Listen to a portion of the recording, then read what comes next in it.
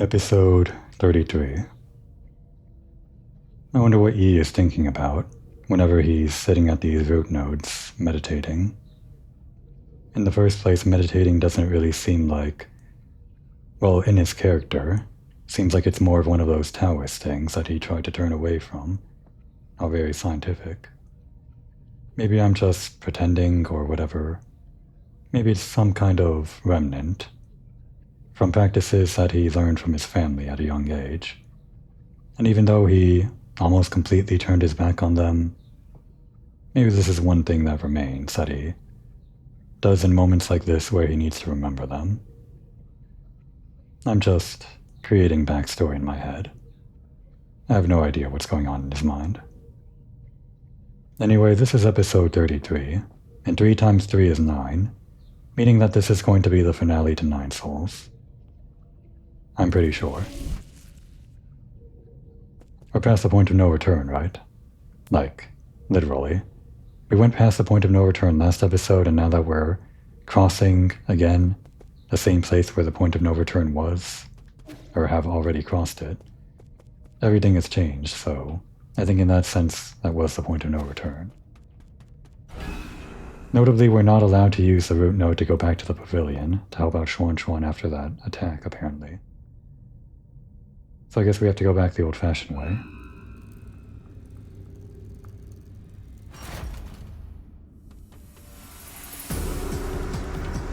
And now this place is open. This place that was previously inaccessible until we got to the point of no return. It's pretty clear what we have to do now, I guess. Wait, what's that? Is a character up there? Okay. Well, I was going to say it's clear that we just have to make our way back to the pavilion now, but now we gotta make our way to that character. Whoever that is.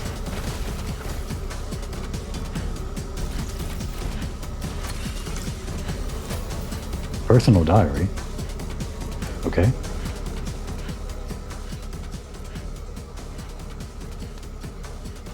Who's this? Chien. It is a noble job being a Dusk Guardian. Our eyes are always open, and we never sleep. Wow, that's scary. It is through our sacrifice that you can all have a good night's sleep. We take care of the night. I see. Dusk Guardian. Protecting the sleeping, hibernating Solarians. Interesting. I never made that connection. And they've always got their eyes open. How thematically appropriate. I know there's nothing we can do about it, but it's time everyone learned the truth. There is no elixir to slow down the disease. The Ascension Palace was a total fiction. The Souls, Igong. Everything they promised was a lie. We're just a bunch of cheap lab rats. I mean, at the end of the day, we never deserved to board the island. I remember, Mom, Shanghai 9000. Okay, it's all coming together. Wait for me. I will save everyone. Every last one of us. What does that mean? How are you gonna save everyone?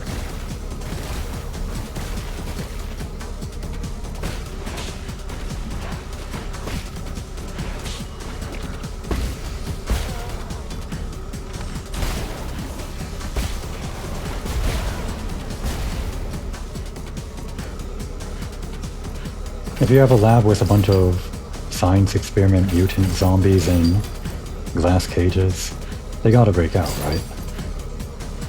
Guess they're giving me a lot of money for the endgame, even though I don't need it anymore. Alright, what about over here? Did this place ever... Oh. What are you doing here? Be careful. That's one of Soul Igong's experimental pods. I wouldn't mess with that if I were you. Chien. Coordinates inside. Okay, yeah. Chien drew herself on Shanghai 9000. As a child, it seems. It all connects. The person inside is who you're looking for? A Dusk Guardian. Don't be impulsive. Igong used them for her experiments. She might? Doesn't matter. Jian is. Jian, alive or dead. You, friend, don't stop me. Wait.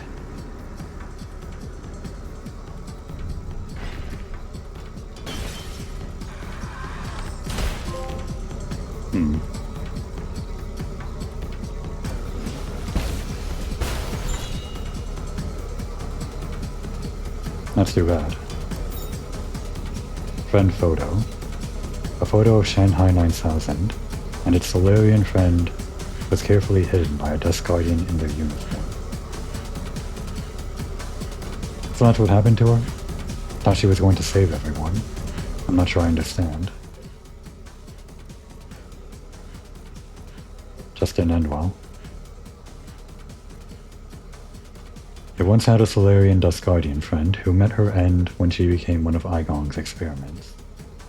This robot searched all over New Kun Moon, just to meet with her once more. That's what it was all for, huh?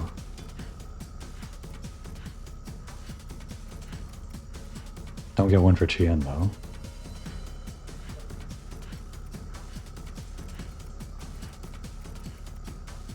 And that photo wasn't the last data log.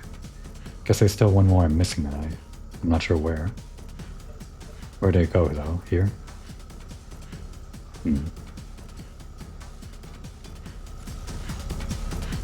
Well, I guess I learned what this room is for.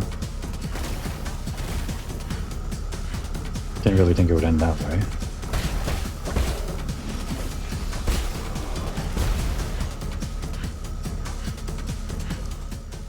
Which way to go? Probably this way? Would be fastest.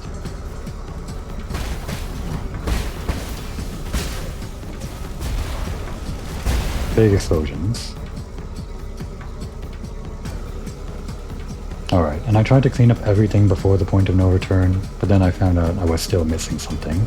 Turns out that treasure chest that I thought I needed was actually, well, it only counts towards the map completion if you actually fill out or get an item from the chest. So what I was missing after looking it up again is actually over here. This door that I never realized I could open. I have to use the explosion, surprisingly. Stop that. Is that within range? Maybe a bit closer. Damn. Guess I'm just gonna have to okay. I was trying to put a talisman on the big guy so I could lure the other guy closer, but luckily the explosion was big enough. And even though we don't need it, we got the standard component. That should be 100%, I think. Except for whatever's over here. We have like everything. That's every part of the map. All data logs and whatever, all items.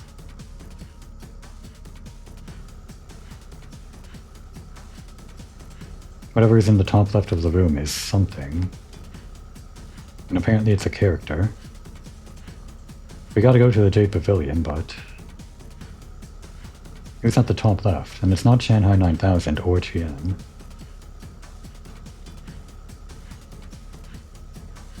Well, I guess that is everything. How do I get up here again?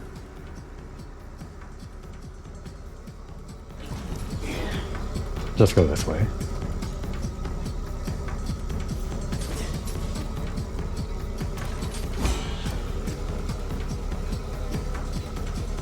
Oh, this is blocked off now? Can we not? Maybe this is the exit after all, actually. There might be no other way out. If they're blocking off this way.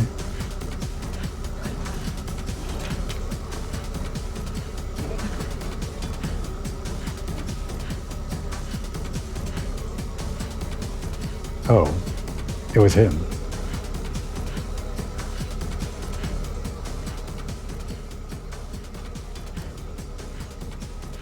I guess he wasn't strong enough. So Yi, it seems that I have overestimated my abilities. You couldn't stop Jingtan. It's alright. You're a scholar after all. Oh. Don't you mean your injuries? Is there any way to repair them? This time, even with all the Jin and Nukuno, it would accomplish nothing.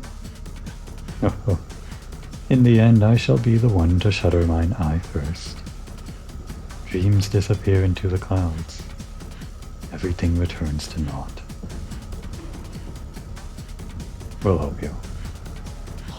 How shameful to have troubled you up to the very end. It's nothing. Just lay down and be at peace.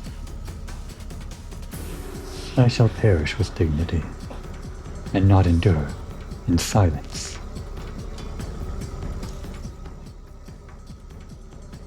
He believes that existence has no value if one does not live for themselves. That is why he risked everything to end the life of his non-self-aware brother, Jingtian. We'll do it. Time for a grudge match.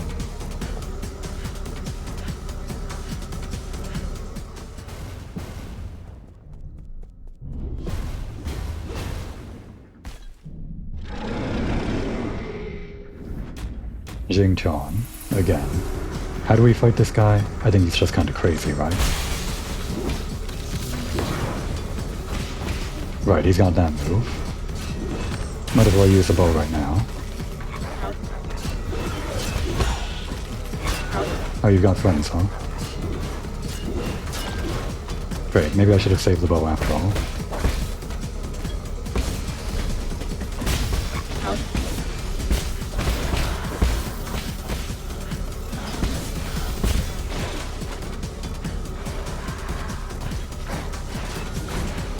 Oh, that still hits, huh? Damn. Okay, shit. Getting crazy. Just gotta finish these guys off. Come on.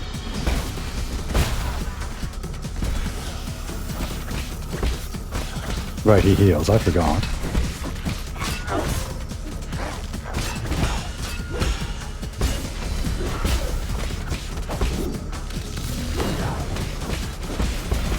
We can deal with that now, but... Okay, that does stop him, it seems. Wasn't facing the right way.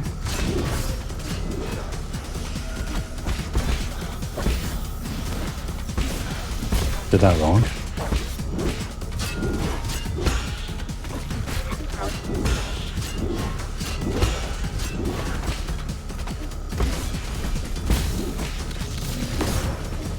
I was going for the unbounded counter.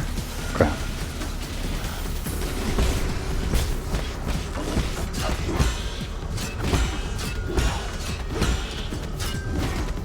These things in the sky are really annoying.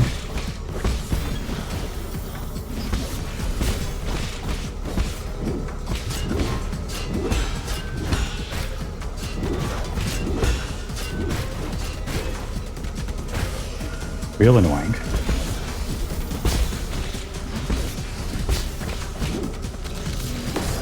Again, going for the unbounded counter is pretty hard. It's hard to tell his normal attack from his unbounded attack.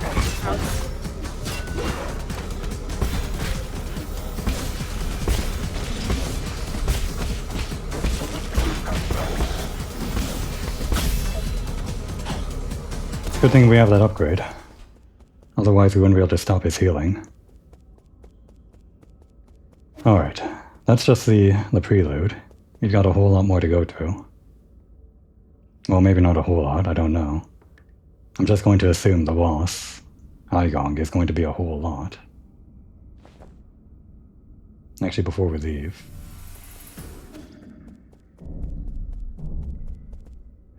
That was it, huh? That's all it was. There was no reason to do that. Other than the obvious. It was for Chiyu.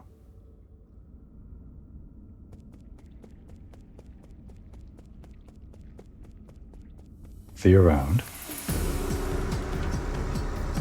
Now we do have to get to the pavilion. There was some kind of big problem going on. Can't waste any time, and especially can't waste any health. Now how do we get back? Is this way still open? For some reason they blocked off the shortcut. I wouldn't be surprised if they blocked off the long cut. Yeah, they did.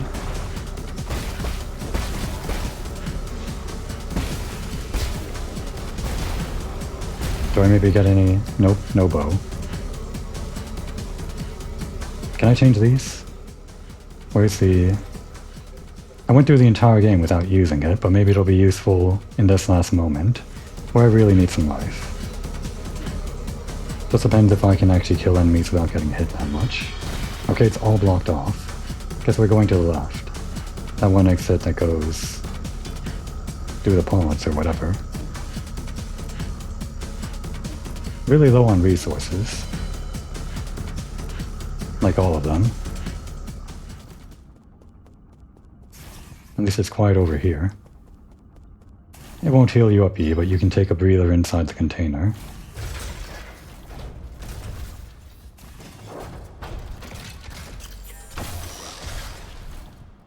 You do love your boxes. You're a cat after all. At least this is still working.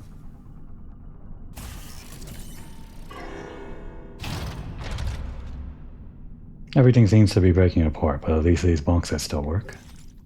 So from here we need to head up in that way. Got it. There might actually be nowhere else to go other than... Yeah, it looks like it's spreading, so... Yeah, that makes sense. They want to funnel you into that room, don't they? The room with the tree. Which connects to the pavilion. It'd be nice if there was a root node before all of that, though.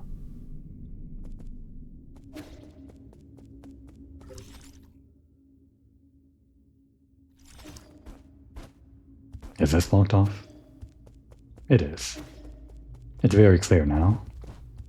They want you to be going in one direction.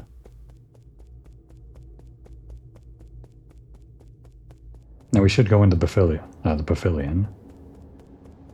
Pavilion? I was saying it weird. Anyway. Ah, we can't go. I wanted to take one last look at that screen that shows the 9 souls and their sigils. Look at the sigils for G, and then Fushi and Nuwa. Didn't get the chance to do that. I guess we can do it right here. G is this symbol, the X with the circle. And then Fushi was... Oh, right, it would be under items. No, wait, we don't have the seals anymore. Damn it. She took them. I can't even review them anymore. So I have no way of knowing which seal was Fushi's and which one was Nuwa's. And by process of elimination, I could have figured out which one belonged to Aigong. And maybe Yi? I'm actually not sure which one was Yi's. But now I'll never know. Until I replay or something. Maybe.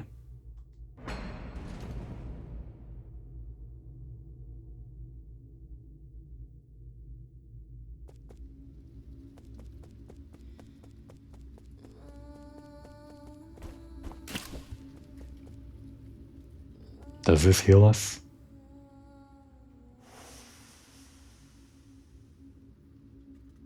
It's not the time for it, but it does heal us. Wow. Is that really all this is here for? This was completed through an optional conversation and everything. We had to pick up like 2 different items, like the thing that makes furniture or something like that, and teach him how to program. I'm not sure what we needed, but it was for this, like for healing up when you're about to get into something? Maybe not. Can you still use the root node down there? Okay, maybe you didn't actually need that. It was just my imagination. But yeah, things are pretty dire.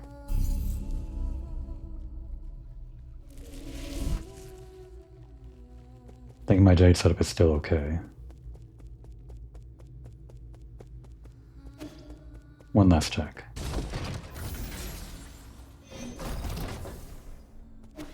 What's my fortune looking like? Did I actually end up getting killed by a random monster? That might have come true. I don't remember. Wow, your fortune says that you'll be beaten to death by a random monster. Okay, I guess that fortune is still in effect. There might be a random monster that we encounter that'll kill me. I still consider A named monster like Jing Tan, not a random monster. We weren't even killed by that guy, though. Just gotta watch out for random monsters.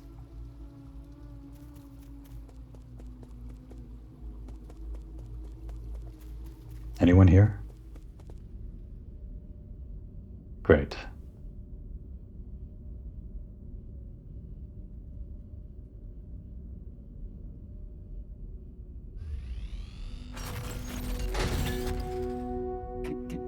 My lord. Welcome back. What happened? Where's Xuan Xuan? Alright, they're fine. You're the only two left now. Yi, you're back. Those people came in and broke Abacus.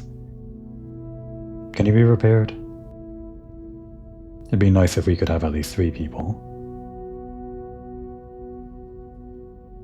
Igong brought her guards here and wreaked havoc. I'm sorry. There was nothing I could do. This was all my fault, my lord. The alarms were disabled due to an exploit in the firewall.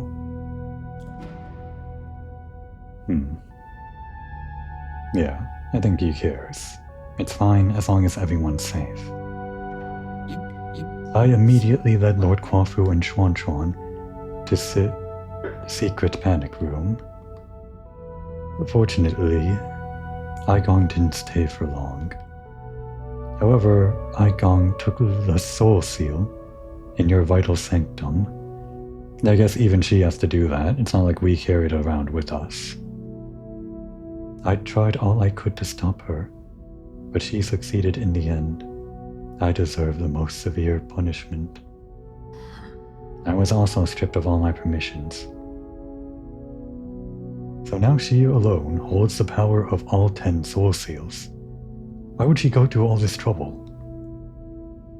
She must also be after the council code. And I can be pretty certain we won't like what she has in mind. We don't even know what that does yet, and this is the finale episode, I'm pretty sure. I just didn't think she would also be the one behind the mutants. What do you mean? Does she want to destroy New Kunlun? Based on what we know, it's definitely within the realm of possibility. But why would she? I can perform a situational analysis and calculate probable causes. Warning, warning. Analytical system failed. Core processor damage extent, 97%. So it's not just your language processing module. Your entire core has. Yes. Apologies. I will not be of much help anymore.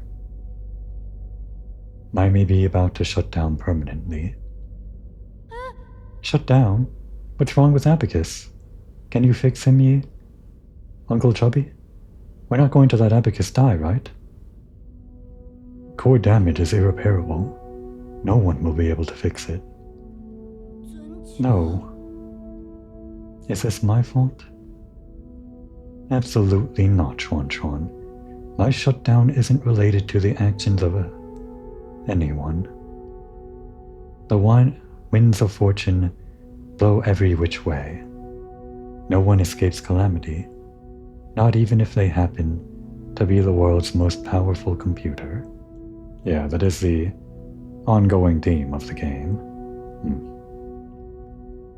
You know, I feared that I would never see you again, my lord. However, that cherished wish has finally been fulfilled. You've always been so sentimental, Abacus. Thanks for everything. I have stored your preferred tools and defaults in a backup database. They can be transferred seamlessly if you acquire a new assistant. Good luck, and may you...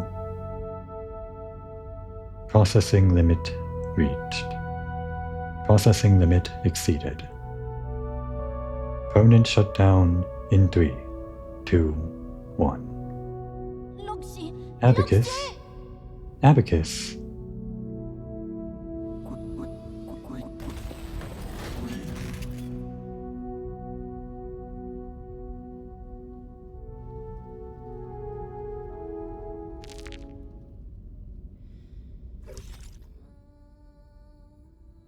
For unknown reasons, its sentiment levels were set unusually high, resulting in a more sentimental tone.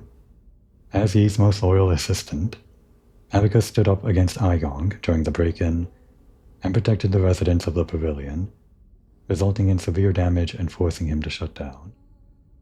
Never really learned who set the sentimentality that high, because it apparently wasn't Yi. But apparently Abacus was talking about how someone came in for, like, psychological counseling while Yi was gone. I guess at this point it's pretty sure that it was Quafu and no one else. The only person on Yi's side.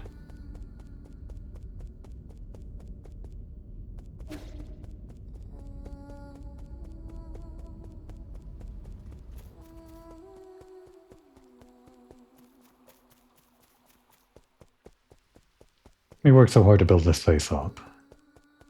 It's all ruined now.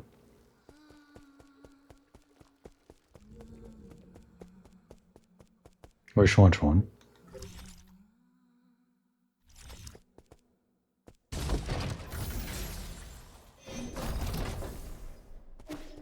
Not over here, right? Doesn't seem like it. I guess this is still available. Not that we need to. Might as well. Now the only things we have on our person are these things that we care about. A pretty light wallet, just basically photos in our wallet at this point. Sentimentality. There's nothing else to spend money on, so therefore no more reason to fear losing money.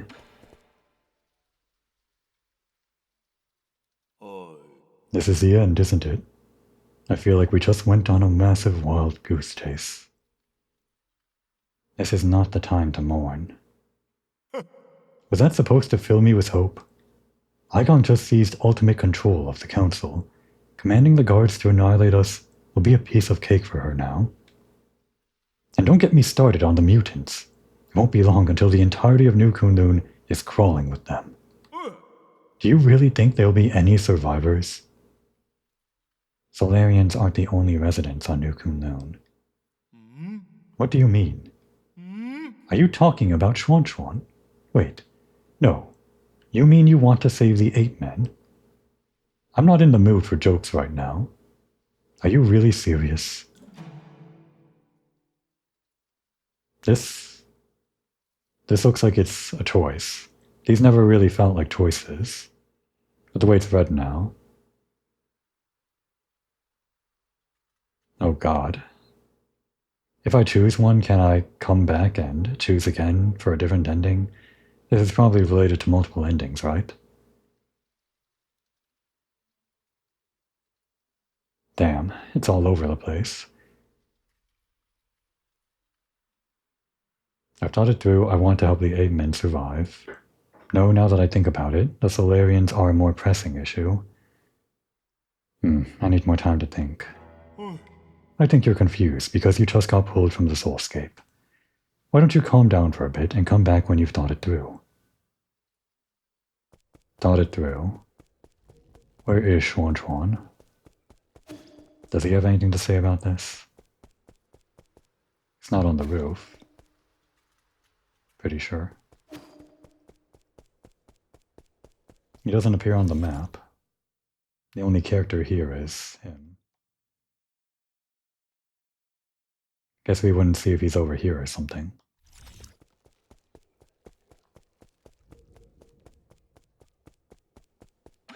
I guess it's just up to Yi, and by extension up to me. Feeling better now?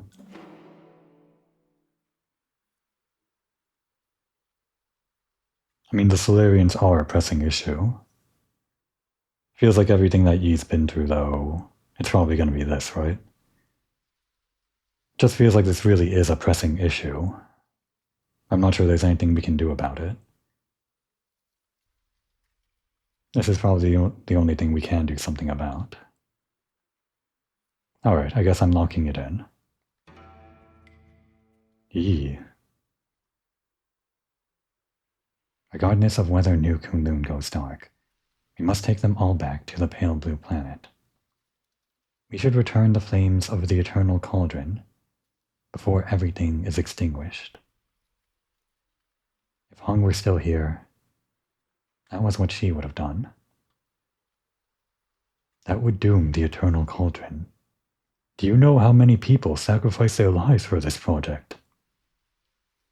That's why there shouldn't be any more sacrifices. Do you think the 8 men are more worthy of redemption than we are? I believe they'll have a chance to live better lives.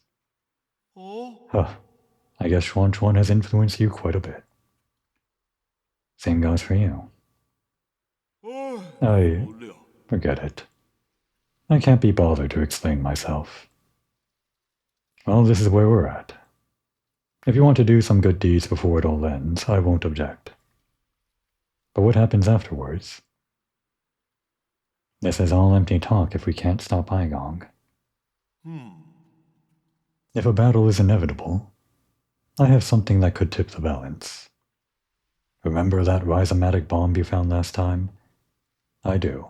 I never forgot. It's basically a nuke. Smaller than one.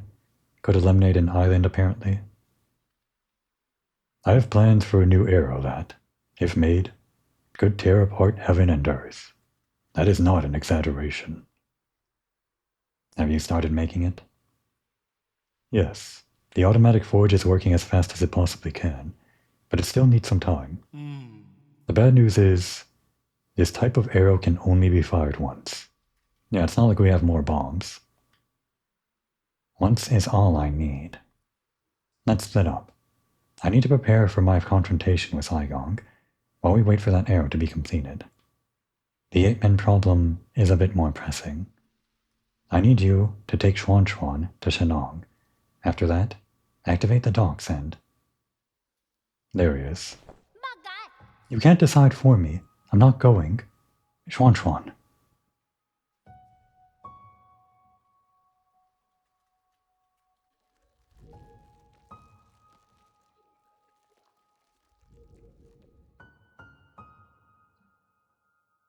Don't throw a tantrum. I know you were listening.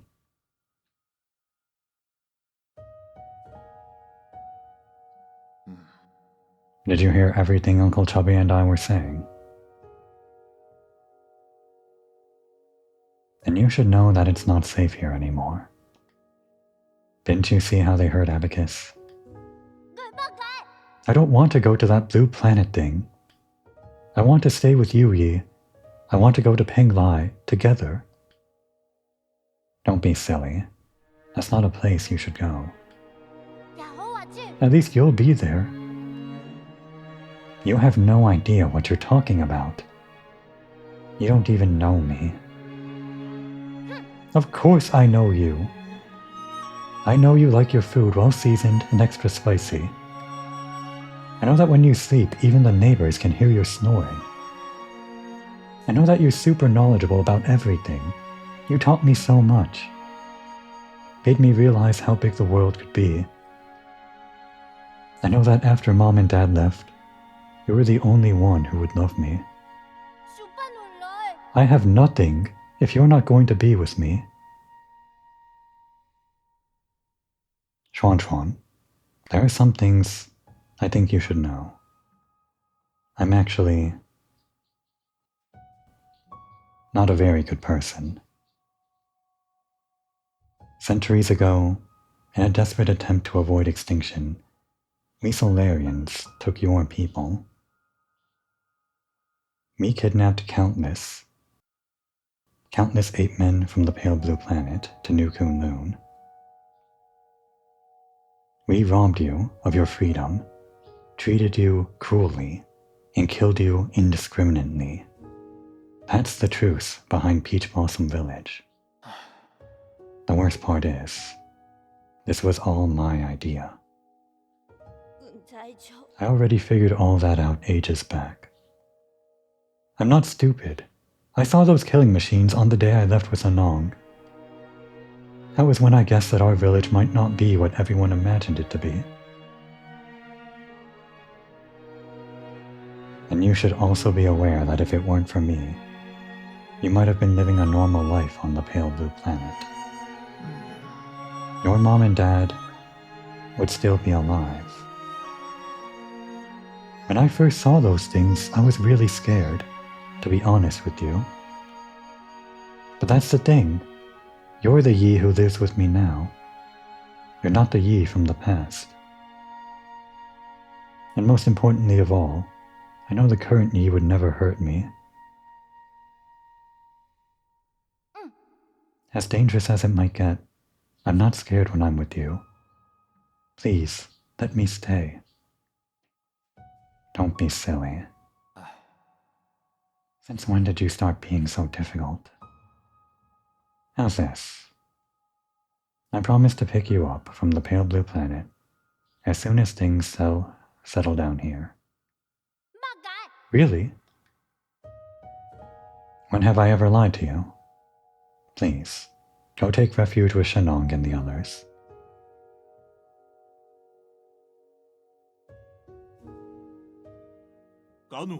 I better get moving in case something else happens to the docks later.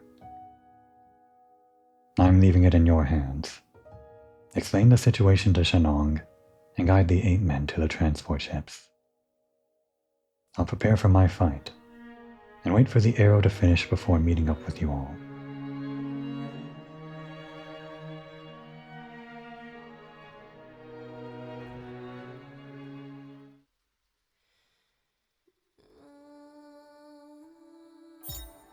The rhizomatic arrow, an arrow crafted by Quafu, inspired by the rhizomatic bomb, it carries a similar destructive energy. This arrow should be used as a last resort in your battle against Aigong. It can only be fired once. And it's not even selectable here. Nothing left.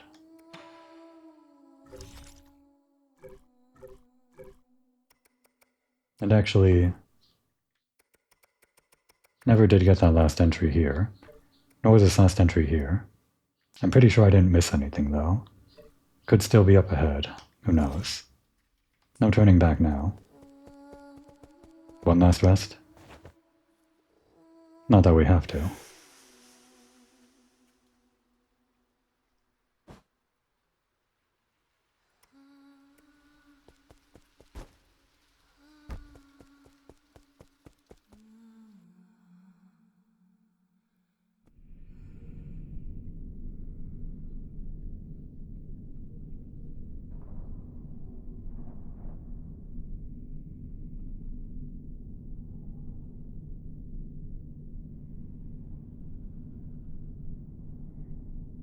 That ship's actually bigger than I thought it was. It was in the background. Let's be honest, brother. With that incredibly smart brain of yours, how could you have overlooked the fact that none of these ships can move unless there's a Solarian at the helm? Were you expecting these 8 men to fly themselves to the pale blue planet? I guess that's a good point. I wondered if maybe Xuan could have learned how to pilot a ship amongst all of those other things he learned. I didn't wonder it like just now, I wondered it like episodes ago. But yeah, I guess he's going to pilot it, Quafu. You're the best pilot I know. I knew it, you sly dog. Look, I'll send Xuan and the rest of the villagers back to the pale blue planet. However, that is my own decision, and has nothing to do with you. Then, do not thank me. Oh, that was a thank, not a than. I just want Xuan to have a real home. I also bear some responsibility for causing this mess. As for you, go get your affairs in order. Even if it's just the 2 of us left. Let's go back to Penglai together. You got that? It's a promise. Hey. Take it easy. You furballs aren't going anywhere before my people are on board. Especially you, Chubby. With you around, the villagers act like a bunch of obedient children. Saves me a whole lot of bother. Here I am, still relying on you gods to lend me a hand right up to the end. Feels gross. Isn't that right, Xuan? Xuan? What's wrong? Didn't you want to say something to Yi? No?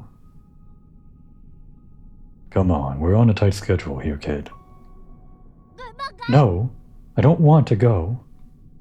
I want to stay with you, Yi. Chuan Chuan, come here.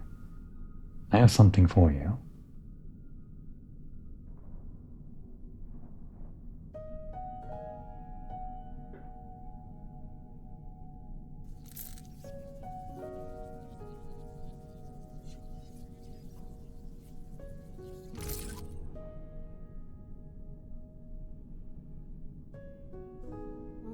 Hey, is this your mystic nymph?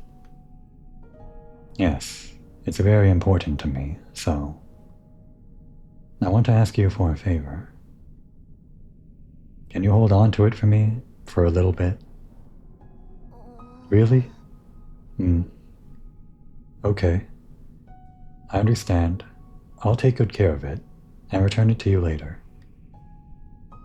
Why are you pouting and crinkling your eyebrows if you understand? How about this? As a reward, I'll take you to see the ocean when we're both on the pale blue planet. Really? Then sure. Pinky promise? Pinky promise. It's almost time. Let's get ready to depart. Take care, brother. You all take care too.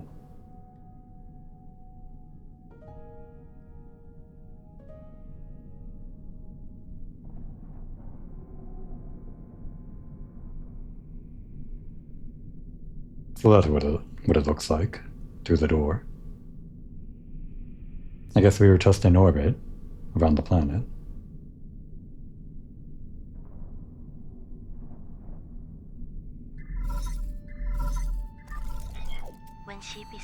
How are you doing, dear brother? Whenever I get some free time, I always find myself writing to you, just like before. I would be lying if I said I had no regrets over deciding to stay. Whenever I think about dying alone in a world without you, I start to feel so lonely. I know you're probably too far away for these messages to catch up. It will probably take hundreds of years for you to receive the first one. Right. What's that called again? Not Doppler, something similar. I know you'll never get to receive I'll never get to receive your replies. Time dilation, that's what it was. That might not actually be true, but I know it's a thing you have to consider when sending messages in space. And movement. But that doesn't matter. From my memories, I can piece together fragments of you. Your every glance and your every word. Hung. I'm sure your plans have worked, and you're no doubt celebrating the fruits of your success. Or perhaps you have embarked on an entirely new journey. No. I was going to pick you up. I swear. I didn't know I would wake up centuries later. If it wasn't for... If you have a new family, will you still remember me? Of course. How could I ever forget about you? Will you miss the days we spent together? I'm sorry. I miss you so much. I really miss you. Sorry. This is supposed to be my last message to you. Not just a bunch of trivial questions. Yi, I want you to know that my time has come. But don't worry. I'm not going anywhere. I'll just be stepping ahead of you to return to heaven and earth. I know. Let's make a promise that on that day, when we meet again, you'll take the time to tell me your story. I promise, Han. I promise. It's a promise. Take care, my dear brother. Until destiny reunites us. Goodbye, Han. You have no more unread messages from Ping. Yeah, figured that's what it was this whole time. Wondered if it would maybe have been just in his head. Some hallucination or something. It was all just unread messages. That kind of was what I was leaning towards. Ever since this felt like it was a space station, that's what I thought. Oh, look at that effect.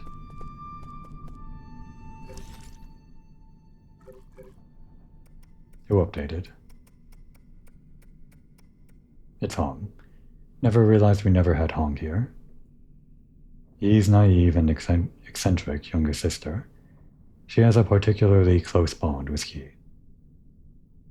As one of the few people who can resonate with Fu's song, Hong believes in returning to the Tao, and that it is natural to coexist and perish with Peng Lai. She therefore did not cling to life, and refused Yi's proposal to live in New Kunlun. She chose to stay in their hometown and accept the natural end to her life. We're just missing this now, unless I missed it. Still could be up ahead. Not everyone then. Oh, I think this is more backer stuff probably. How funny. Yeah, some of them have glasses. Does that make sense for the 8 men to have glasses?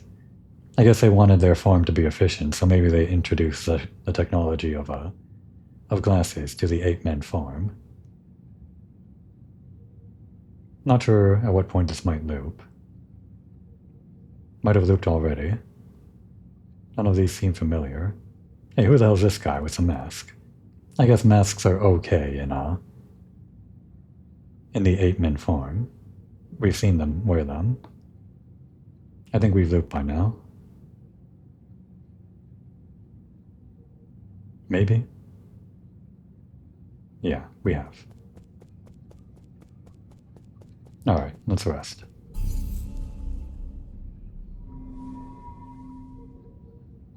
Jades we're going in with are unchanged, since I didn't really get into a boss fight. This stasis jade, in case our full control is needed to actually pause the boss for the full 5 explosions. This one, just because I want to get some charge attacks off of a perfect parry, even though I haven't been good at parrying while charging. Maybe in the final boss I'll magically make this work out. Or after we die a few times, this will be the first one I remove. Who knows? Reciprocation and Divine Hand, to make our unbound encounters work as something that we can use in succession, while at the same time transferring our internal damage from partial parries. Hopefully, anyway. This one might not be so useful. We'll see. The quick dose, just because we have all of these vials, and it might be more prudent to quickly heal, rather than healing our internal damage through any other build, especially while we're first learning.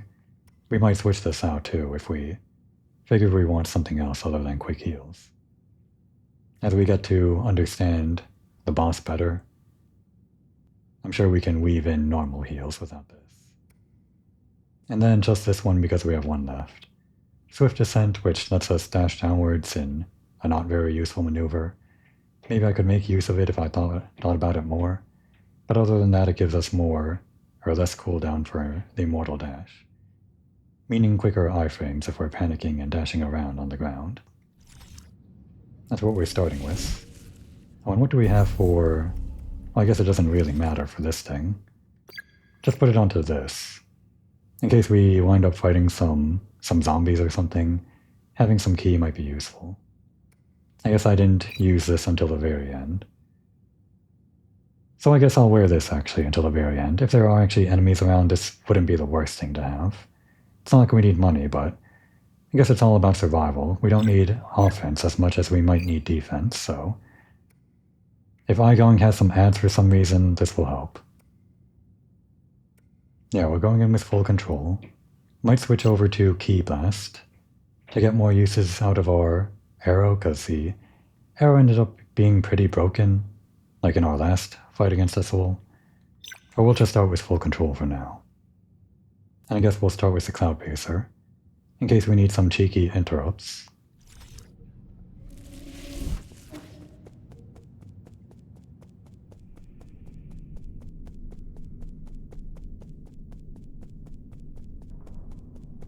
We're the only ones left now. The only people left are zombies, some people probably in stasis pods that don't really have any hope. People over in the club that are, well, already kind of gone in a sense. And Igong. This goes up here.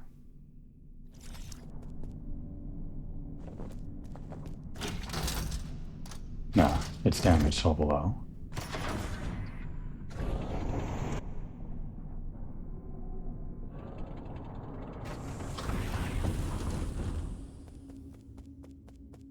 And here we are. The big tree. In a second.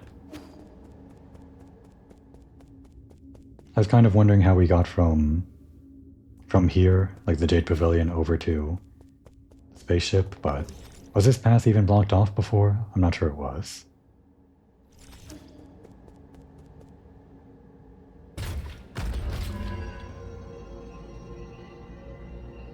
Wonder how many tries this is going to take me. Already almost at the length of one episode, but I did commit to going on long, so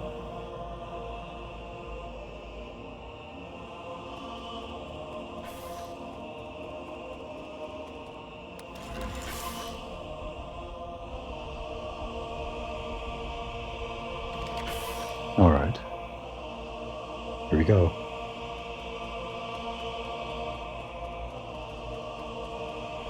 The 10 soul seals and the central thing. Program unlocked primordial roots core. Loading. System encrypted. Operation failed. Yeah, this is why we need the soul seals. This is what Yi needed to do or something. Not sure why he needed it. Council Proceedings number 9.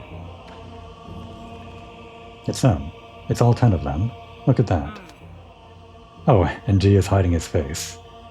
Yeah, I guess even Yi doesn't recognize him, like when he's short and showing his face, so this is why no one really knows what G does. Soul Yi, you have the floor. Thank you. I think my fellow souls will agree that it's time to face the music. We can bicker all we want, but the truth is that the Tianhua cannot be cured in the short term. Therefore, I would like to propose a bold new plan. Huh. I might think you're clever, but since when did we let a rookie give orders around here? Let's not spoil the fun, Gomong. This kid's pretty charming. Let's see what he has to say. Everyone gets to show up at the very end. If anyone wants to raise any objections, please hold them until the end. The plan is called the Eternal Cauldron Project. Eternal? Interesting. Have you been keeping the elixir of life from me all this time? No, you misunderstand me. It's not bodily immortality. It's spiritual immortality. Yeah. What exactly was Yi's plan? To put it simply, it's a plan to place all Solarians into virtual reality while their bodies are put into cryosleep. Until we find a cure. Okay, yeah, that was the basic... I mean, that was the obvious one. That's what we've been hearing this entire time. Wondered if there might be more to Yi's plan than that.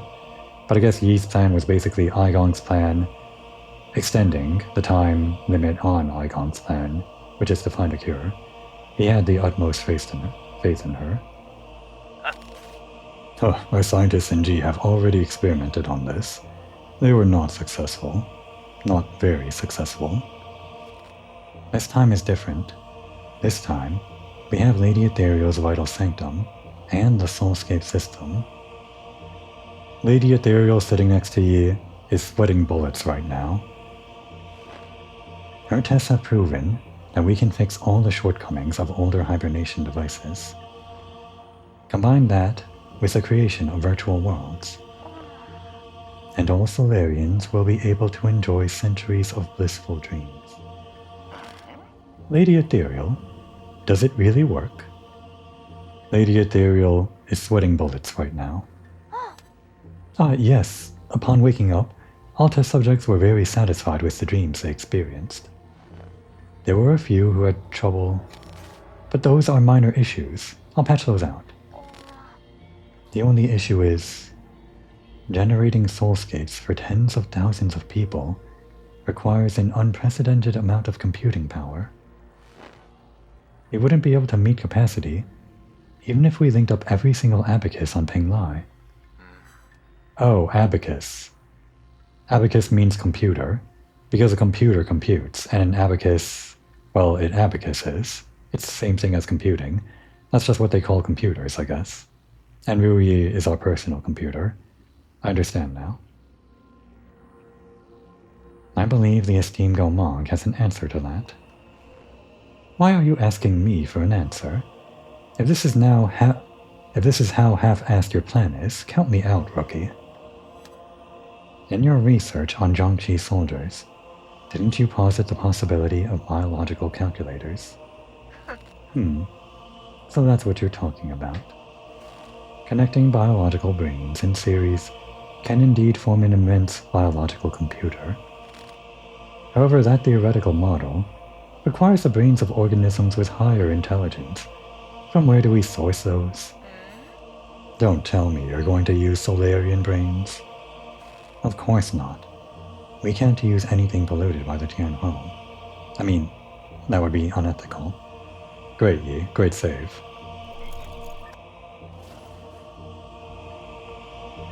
Council Proceedings number 10, right after that.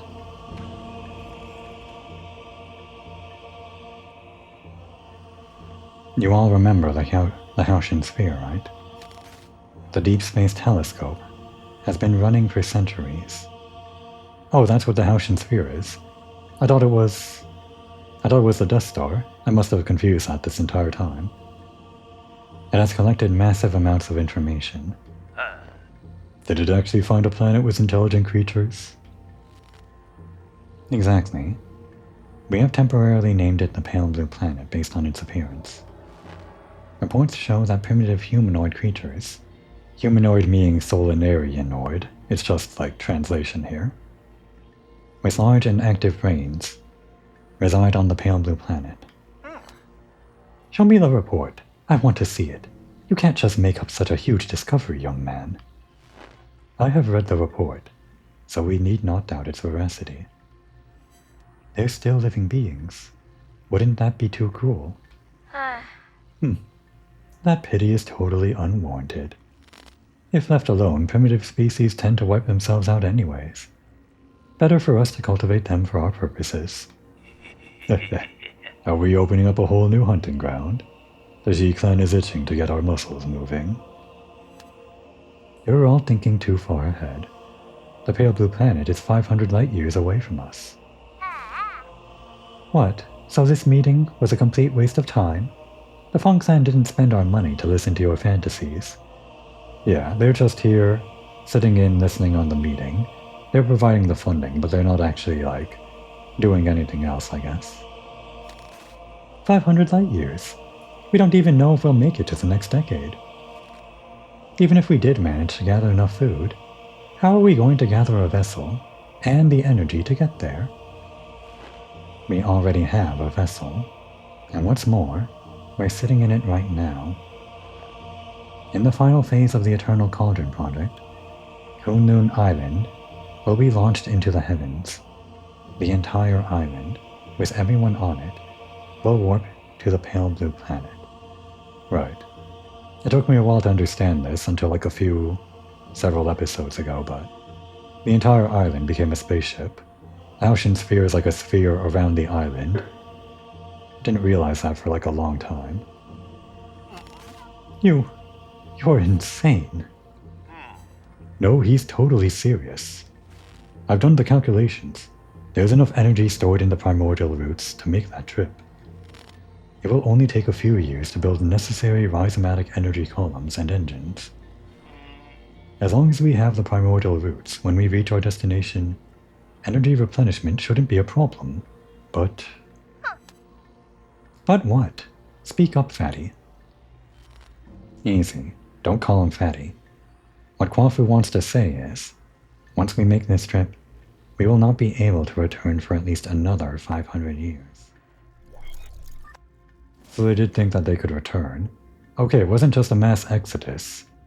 It was a plan to have everyone do a round trip, go to the Pale Blue Planet, get the necessary resources they need, cure the virus, and return back, even though everyone would be dead by then.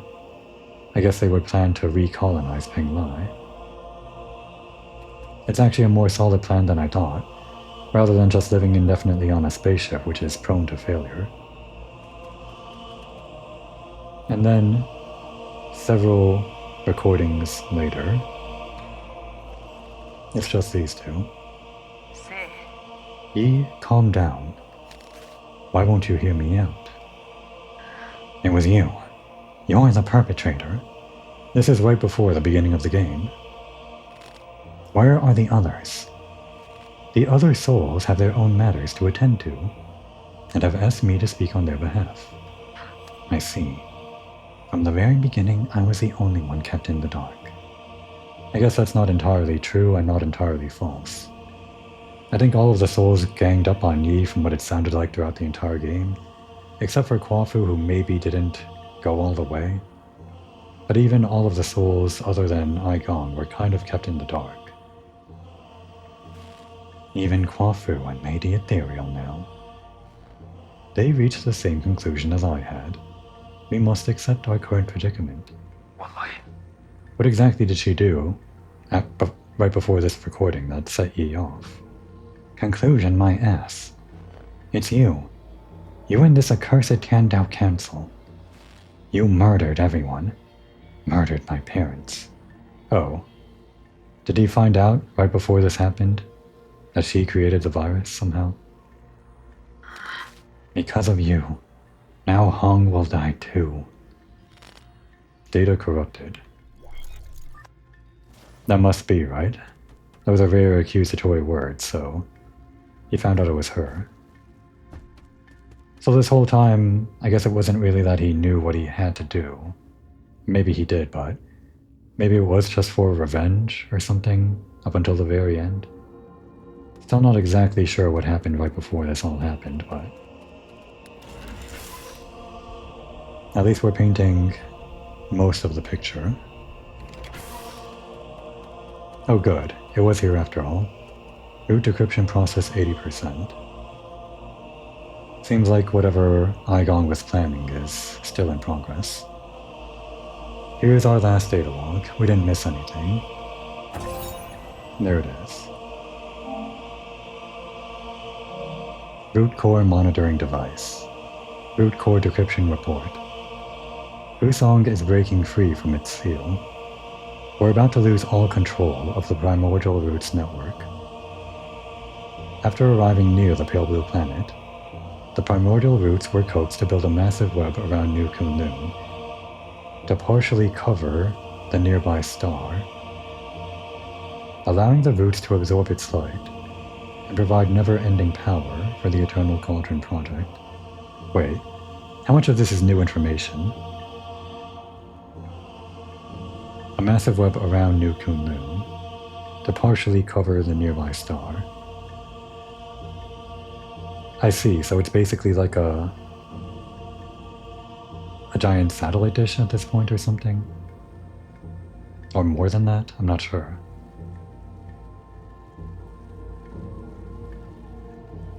I think it was mentioned earlier on that he said that the Pale Blue Planet was experiencing some kind of icy thing at some point. Could this covering the star have something to do with like the decreased temperature? Or were they just saying that it was winter then? I don't recall that conversation. Well, they're going to the Pale Blue Planet right now, so apparently they can survive it. Maybe. Not sure.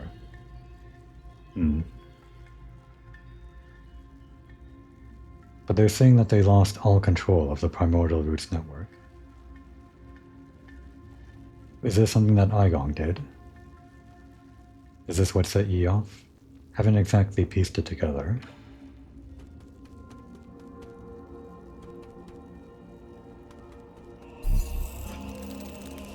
Oh, is it a root node? I guess it is, technically. Yeah, we have everything we need.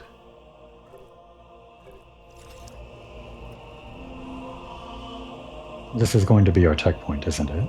For the final boss. Here we go.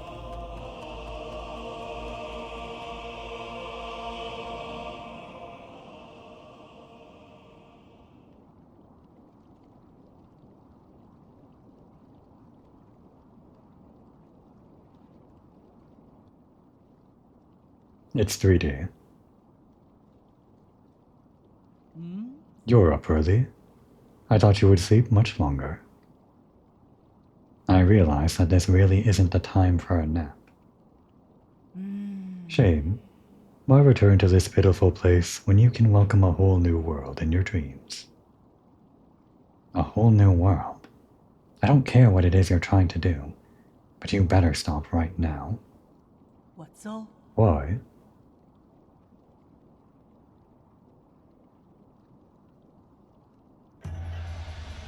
You are about to witness the liberation of Fusong. This is our destiny.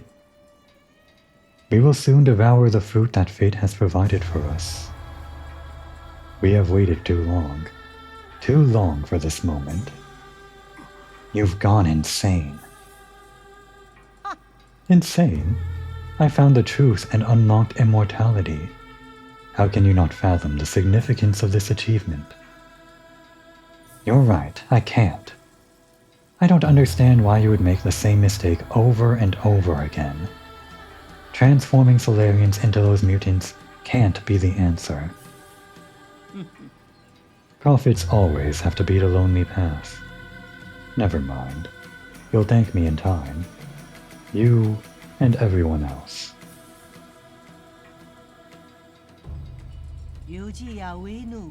Since the dawn of our race, Solarians were but stupid beasts before the whims of fate, endlessly pursuing our own tails.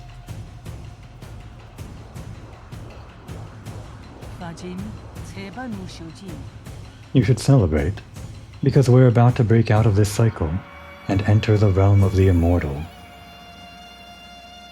And you think this is what will free us? I'm not going to let you have your way.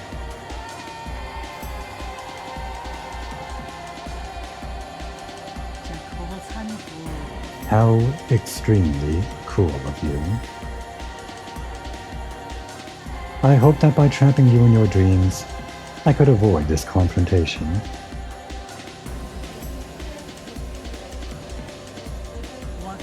No mentor can bear to end any of their students' lives. Don't make me do it twice.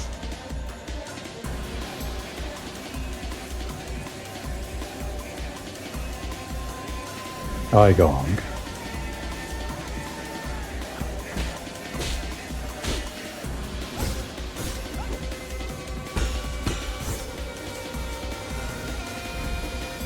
As expected, she moves like we do.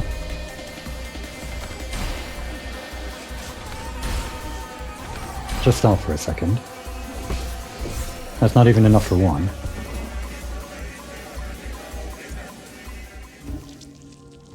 Alright, we're not giving up on this build just yet. Not a great first showing. Didn't even get to heal that much. No, I guess we can pick that up. It's in her hair, huh?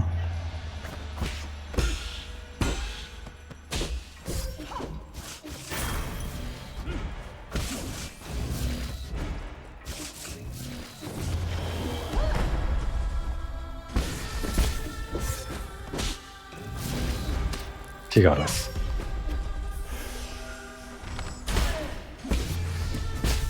Barely enough for two.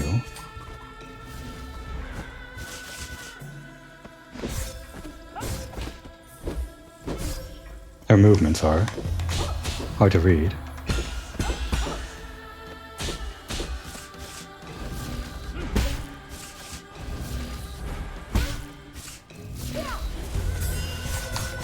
Oof, she's crazy.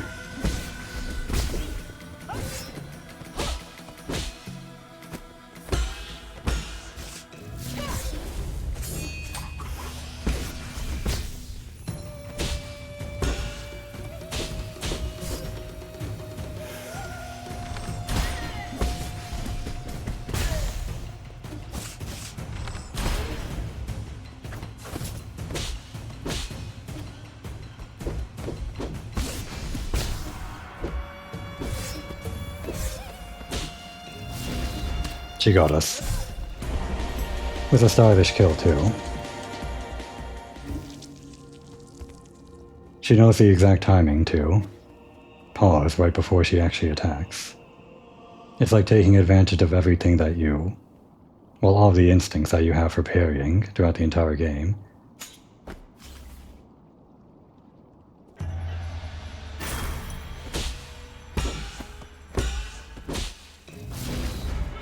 Crap.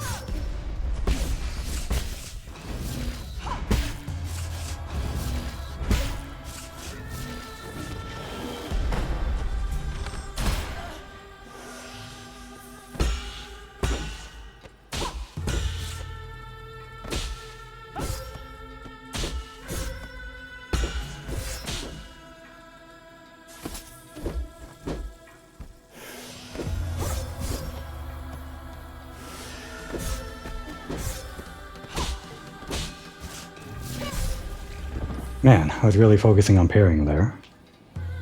Didn't really get anywhere with that. Do I want to change my things right now? Let's see.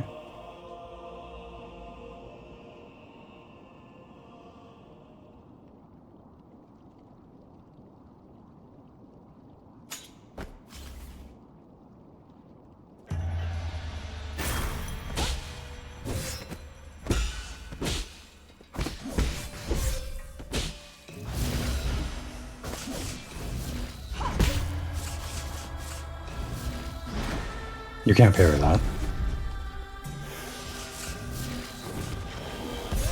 It's hard to tell which one she's doing.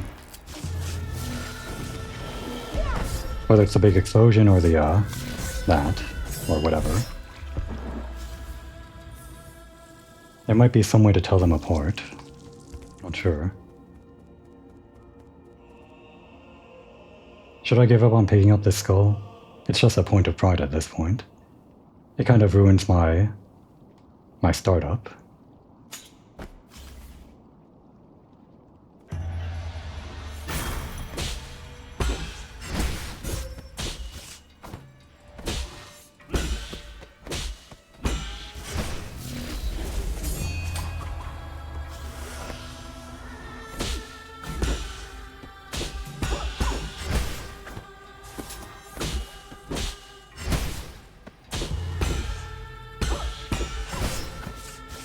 Sometimes it's 2, sometimes it's 3. It's hard to tell.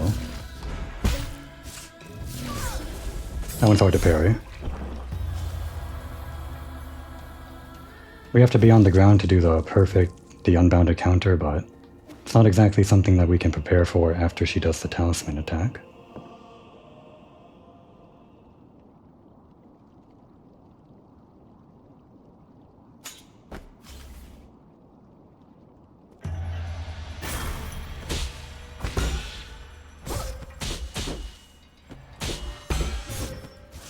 Didn't even get the chance to attack. She changed it again. Sometimes it's a talisman, sometimes it's not. Really gotta pay attention to what exactly it is. I can't even tell.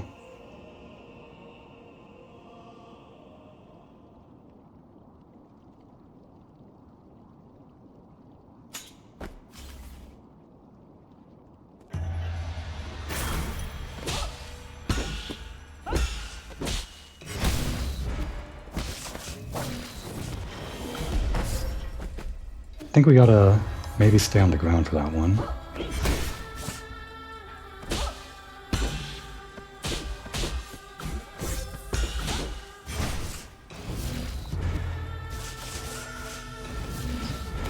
Right, can't parry that one. He still got us. That's interesting.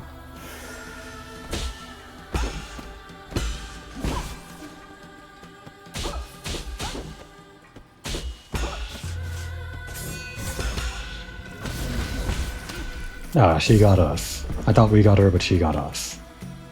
I think her hitbox is slightly wider than I realized, even behind herself with that attack.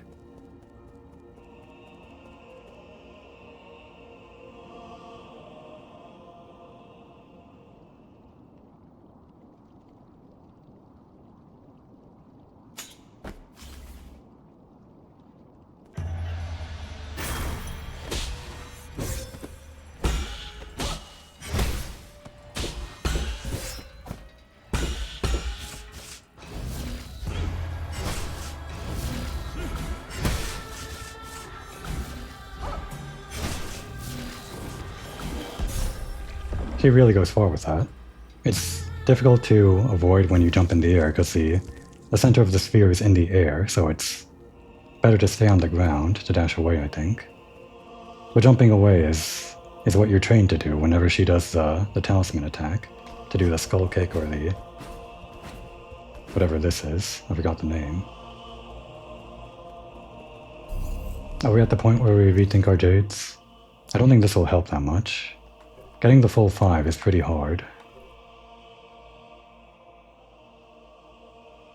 We could try the water style, just going for one at a time.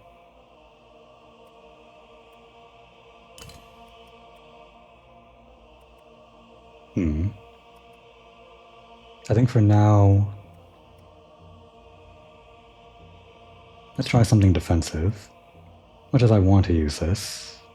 Although, maybe I could try this. This does seem to be a strategy. She's barely around to be attacked. But if we're parrying a lot and charging up our attack, maybe we can just barely hit her, despite her range with the big, heavy sword.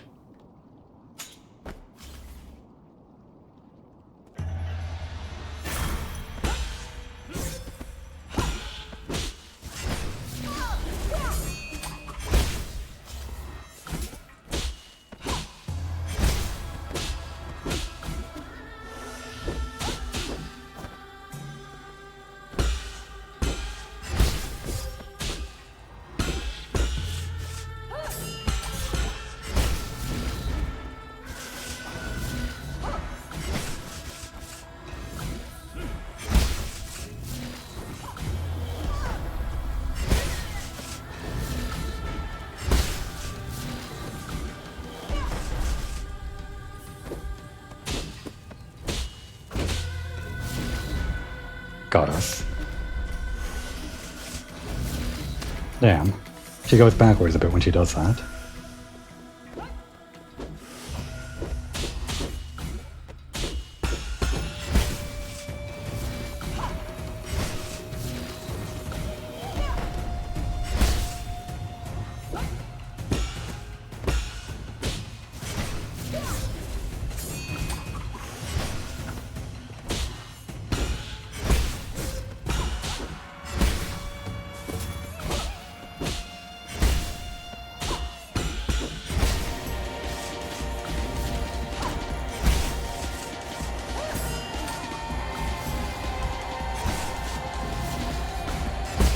We're not fighting like the way you taught us.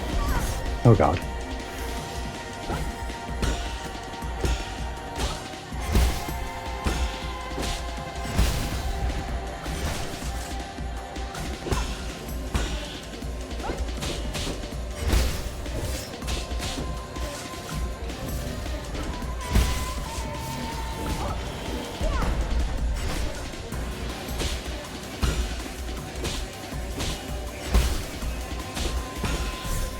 Damn. We were close there. That is something. Not making use of our talisman, so let's change that up. Might actually try the water style. Fast and Furious.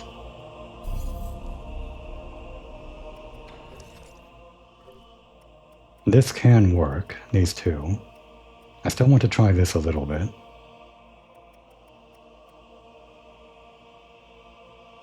We'll keep this on.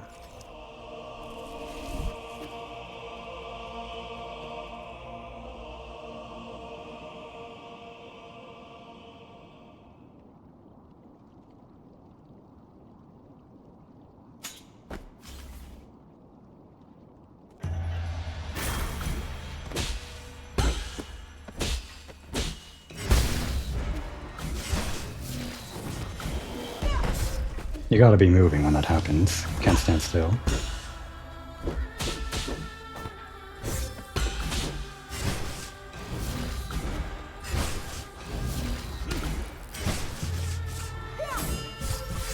Oof, that's wide.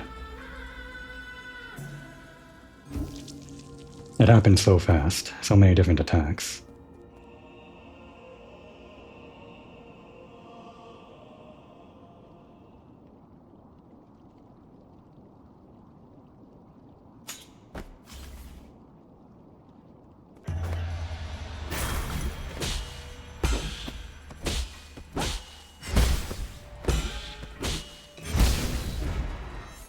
I was too soon.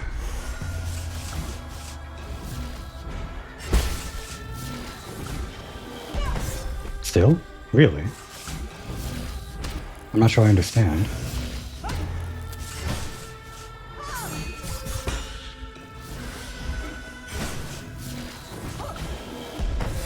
How do you dodge that one? The big explosion. Do I just need to run? Even being on the ground and dashing, I'm not sure I... That's the one attack that I haven't really cracked yet.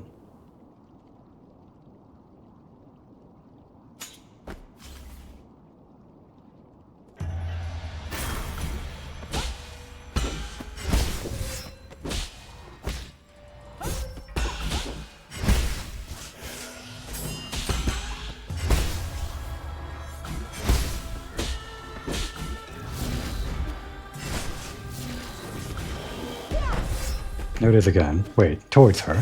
That's it.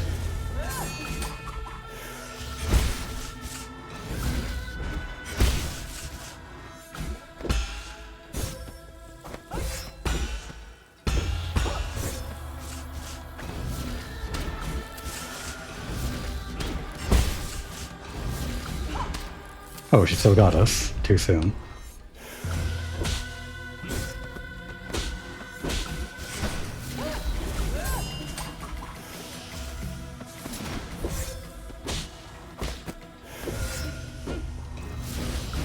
Damn. Too soon again.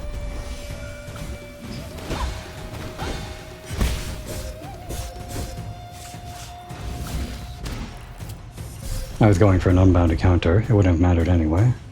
Not against that attack. I'm pretty sure that attack can't be unbounded countered, even though it's a red one. Would like to try it one more time before calling it a completely impossible task.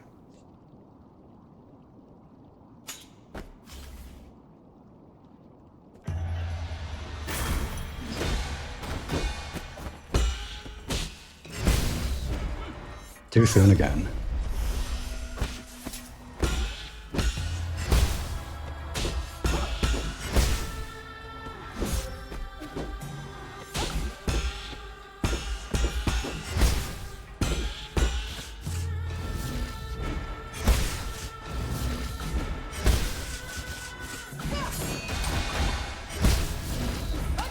Got us.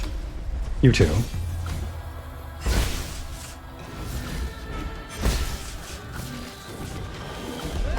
That kind of worked.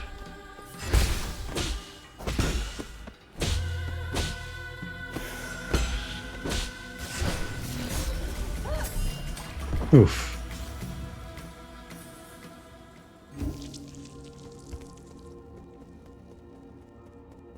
Yeah, I forgot I had water style on.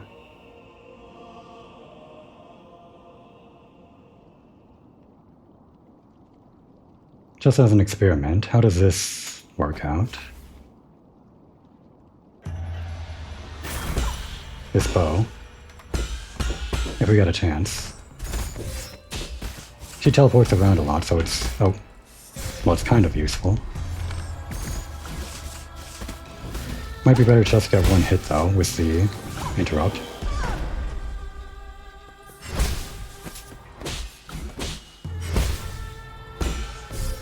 Damn, one little poke. It's hard to find a moment to heal even with fast healing on.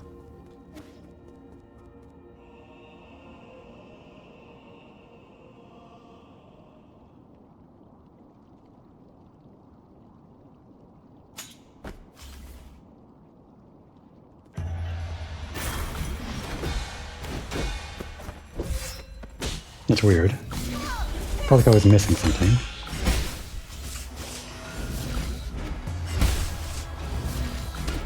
Ah, I was too late that time. At least it's something new. I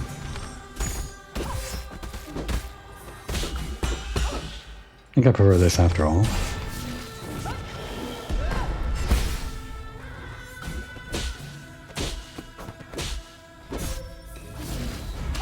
Ah. My recharge, or my mortal dash didn't come as quickly as I thought it would.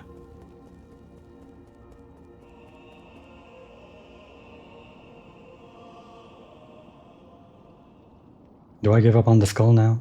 I might just want to do that. Let's give up on living and death and whatever. That's my excuse. He's at the point where he no longer cares, right?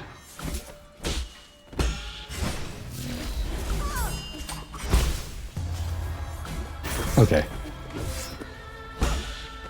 It was just to my own detriment that I picked that up. It was a stupid thing.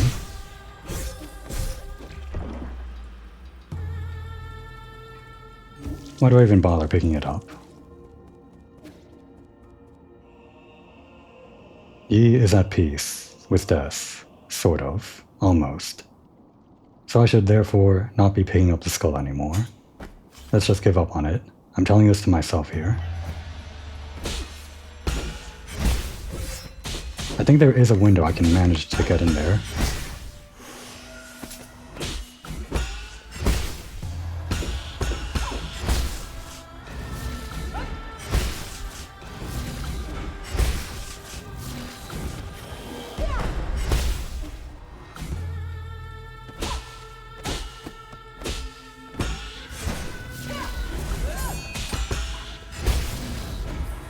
Still caught us. Embarrassing.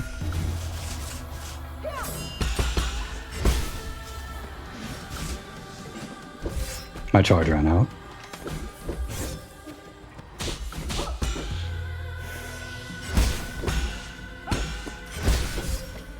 I still don't want to give up on that. I think I can weave something in right here. Yeah, like that. Crap.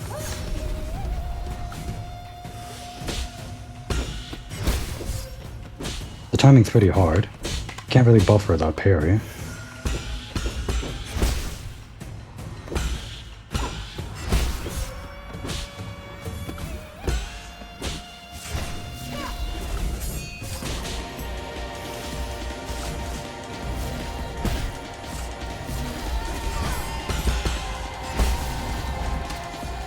I thought I got that.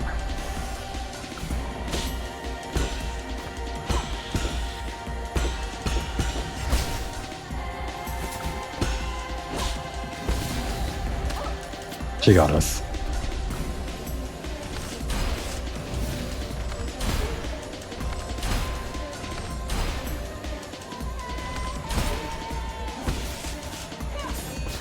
It was cheeky, but we got to the next phase.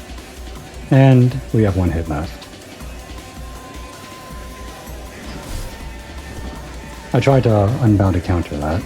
I don't think I released it in time. Okay. Anything we want to change up? There are some things that I could probably do to make this work out better.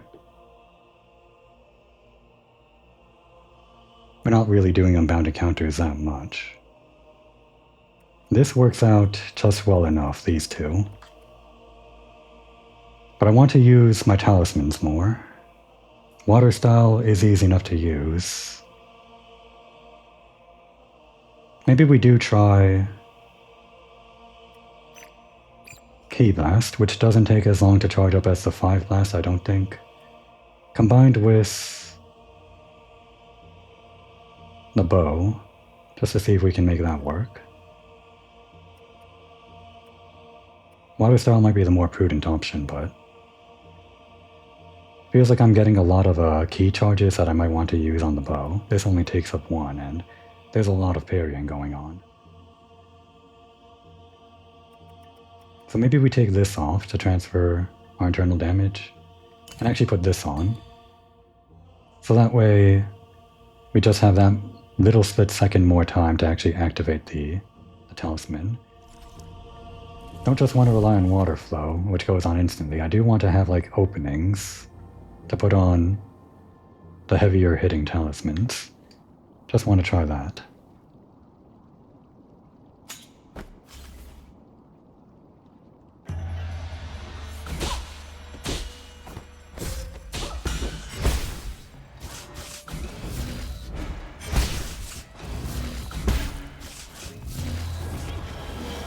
Oh, come on. I tried to unbound to counter that.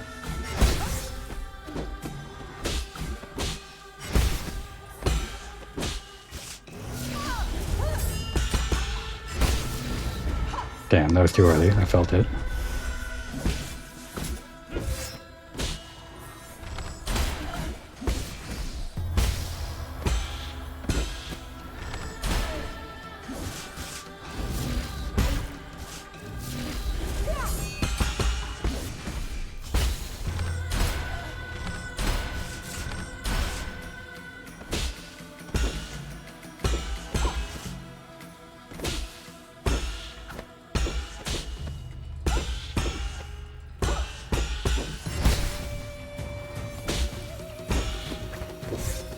Thought I had a charge up.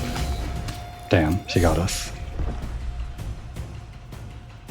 Dashing into it has worked out pretty consistently, but it might actually be safer to go for the actual listing rather than the skull cake, which puts up too high in the sky.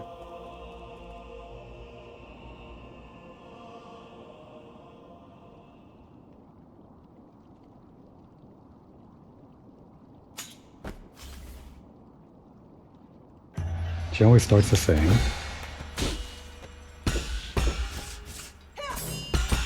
Okay, not exactly the same.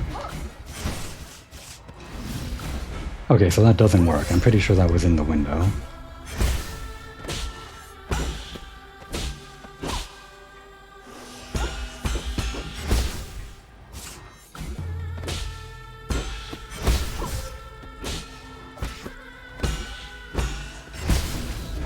Damn.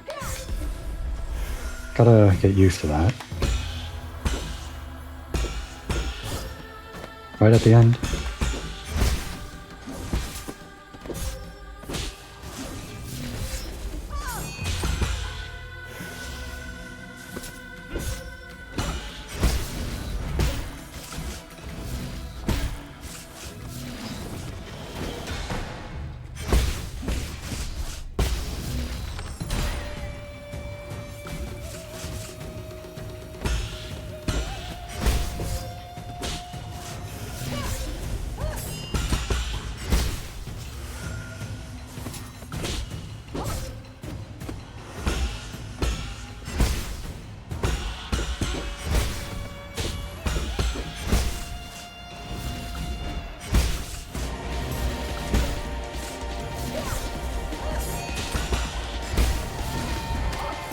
Crap.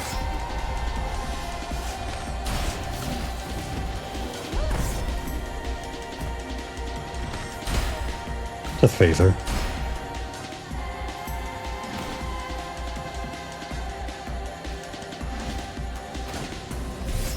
I don't know the timing for that one.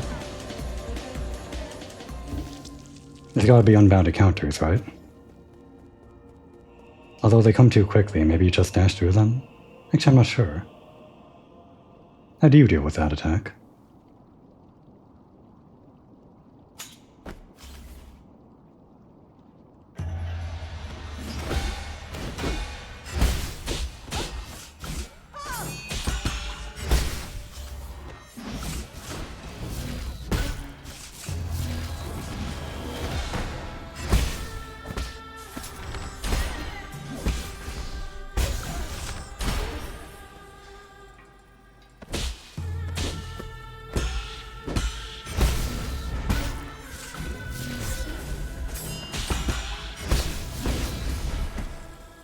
She followed ours with her own. How cute.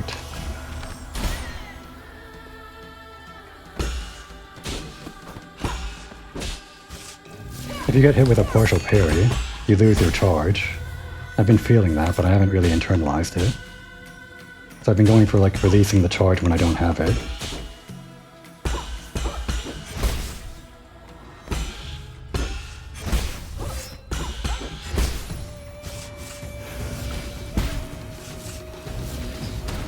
Damn. It's still hard to tell those two attacks apart.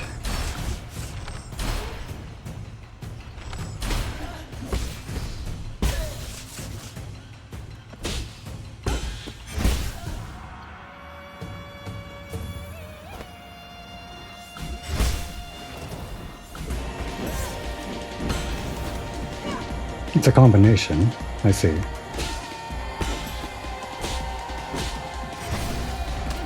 She got us.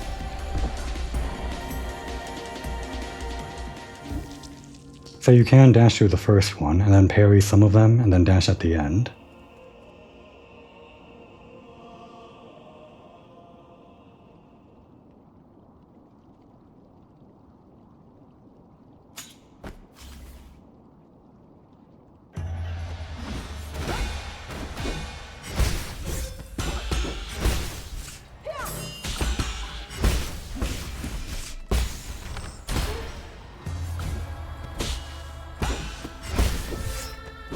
Parrying on that, the timing.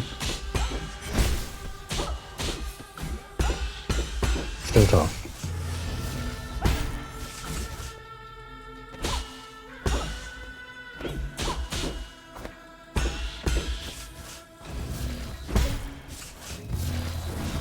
There's a difference. When she starts up the attack, they're slightly different.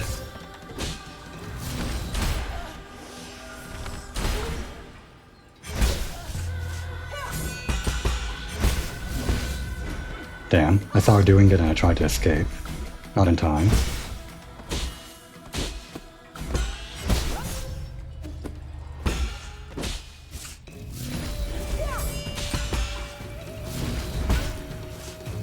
Please let me heal.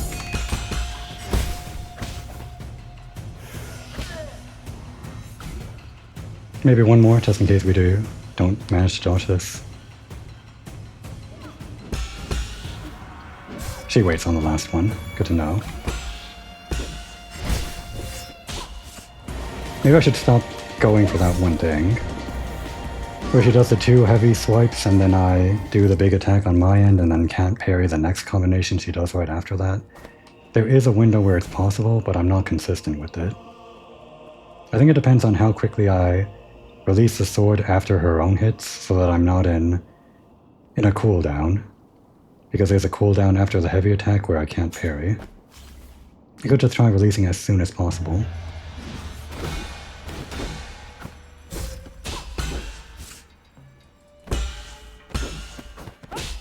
Oh, I didn't have it there.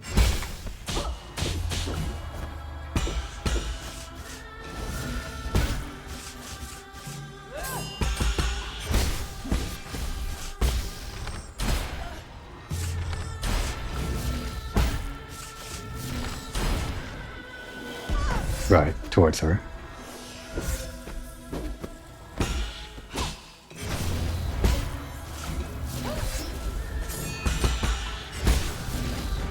Crap.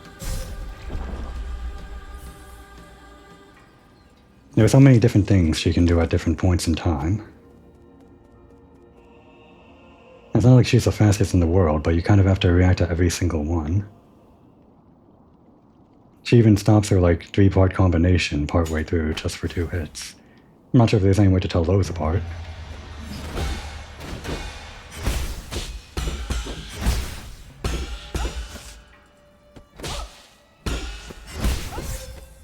Yeah, that one's hard.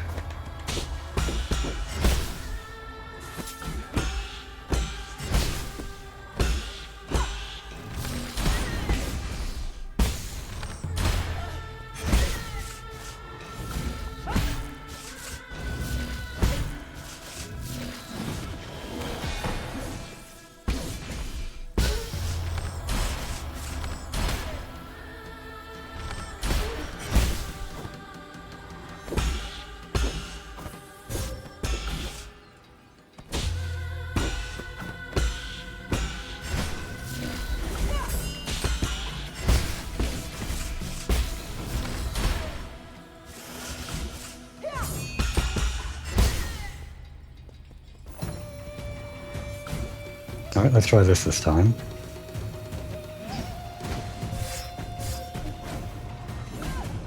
Couldn't quite unbound to counter that one. I'm still going for that attack.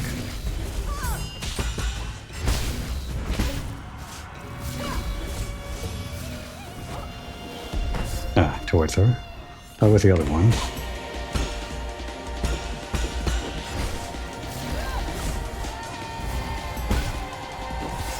Oh my god, she's got air attacks now? I know she would change it up, but still. Didn't realize that was that. Man.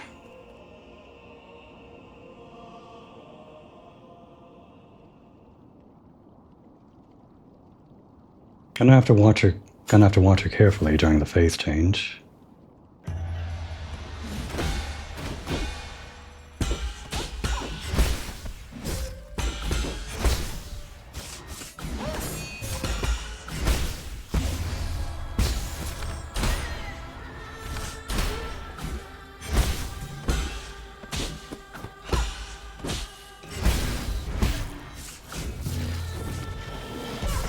I thought I had it.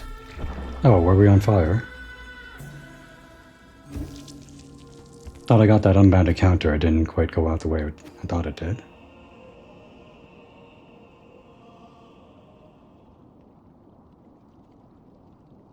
Those two attacks are similar on purpose because it's kind of mutually exclusive how you respond to them.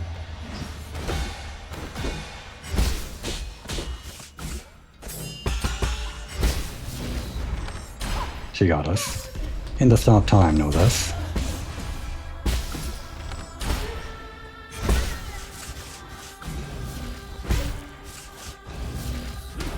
Ah, thought it was the other one for a second. I gotta stop going for that.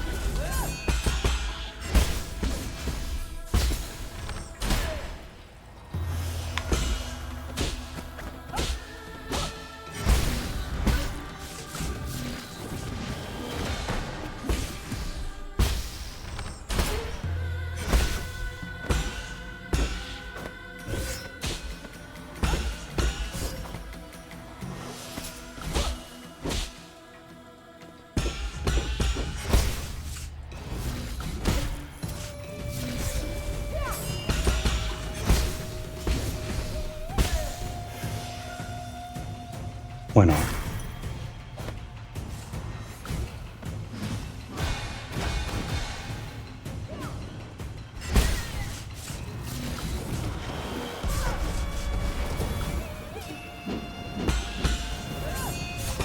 Alright, you changed it up.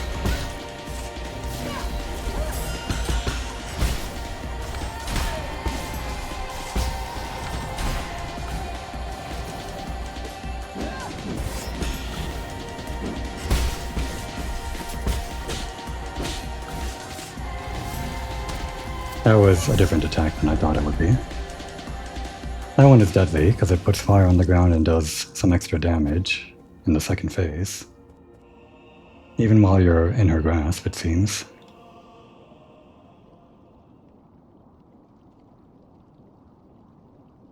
So are those the roots encircling the sun? Is that what that is?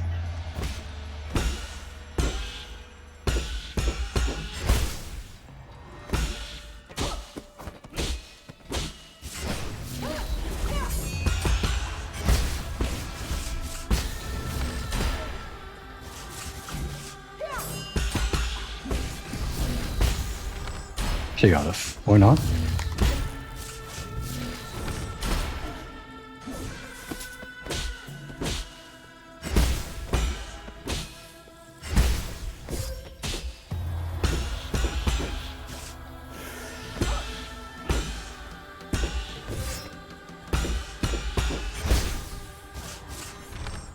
Just stop moving.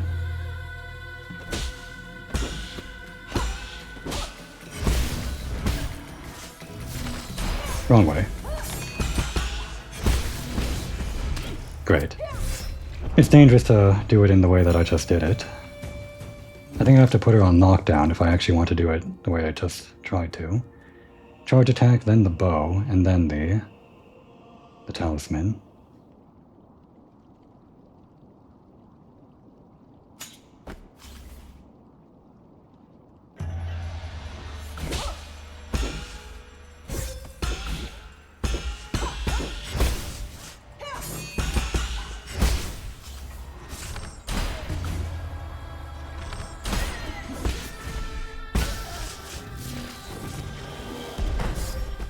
Whenever I see it's not the talisman, I urge it to run away.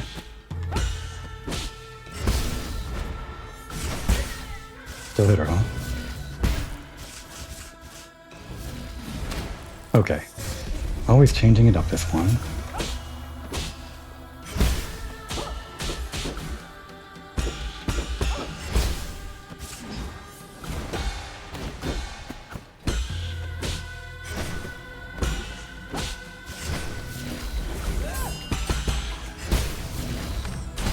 Try to trap us again, huh?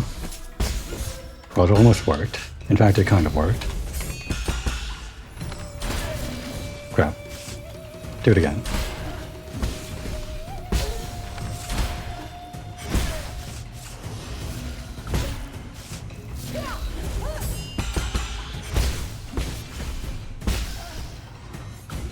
Alright. We're doing this from here.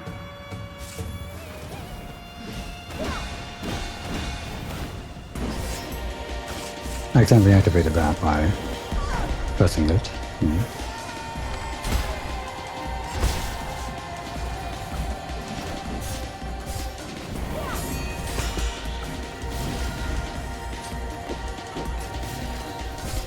She's crazy.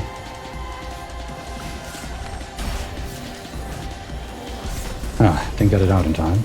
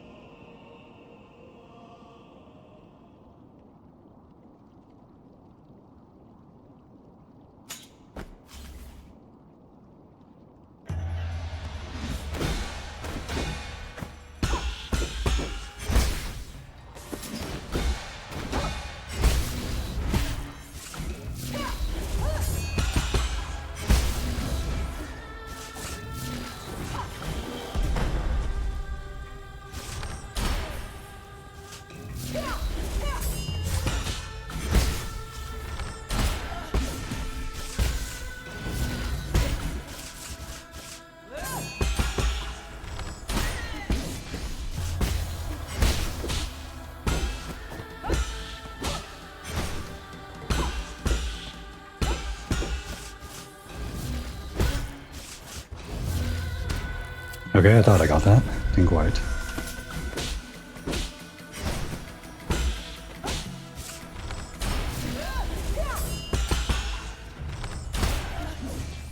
Went too far forward.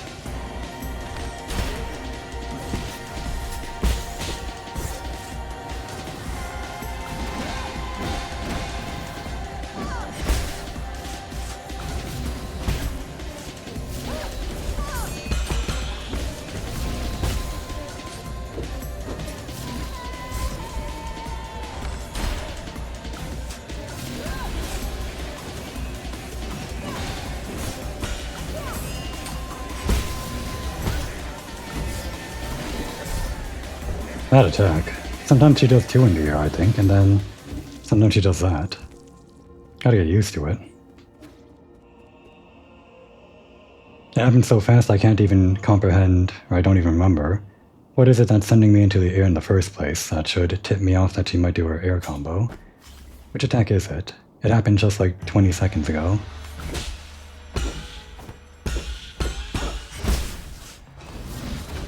Okay, definitely can't unbound to counter that.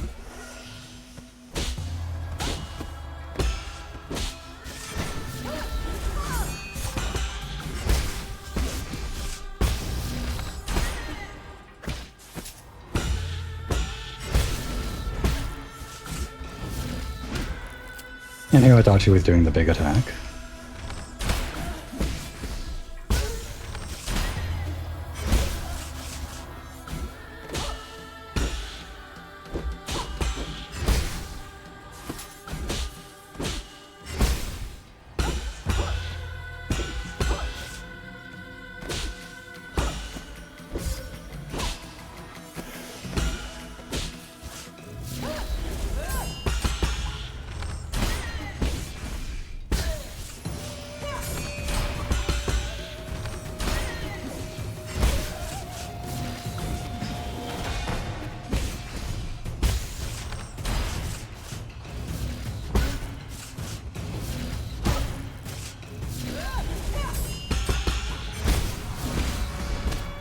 You almost had her.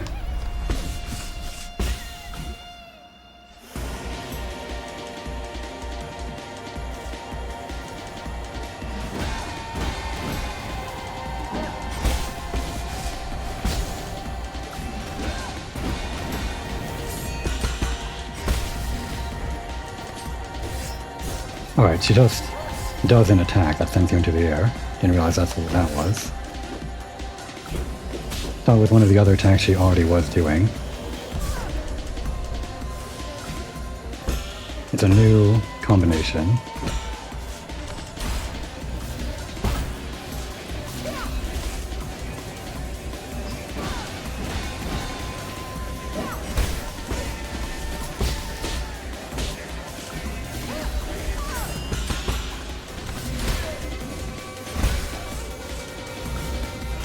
Strong attack.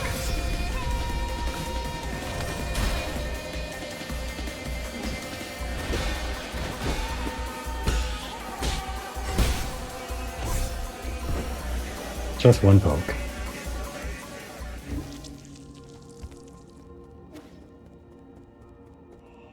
It's coming together.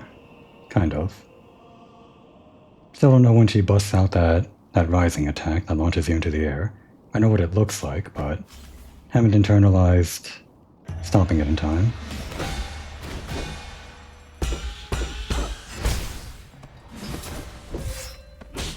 Getting greedy with these unbounded counters.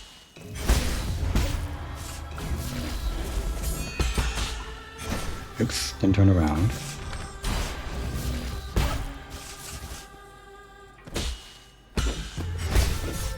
There I go, trying to weave that in again.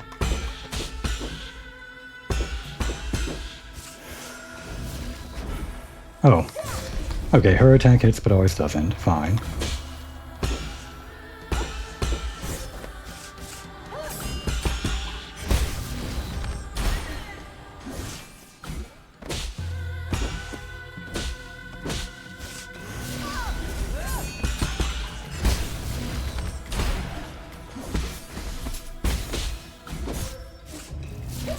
Damn.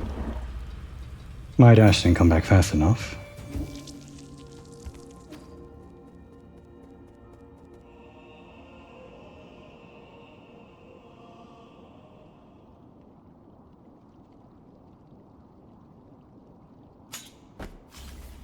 Here we go. This time for real.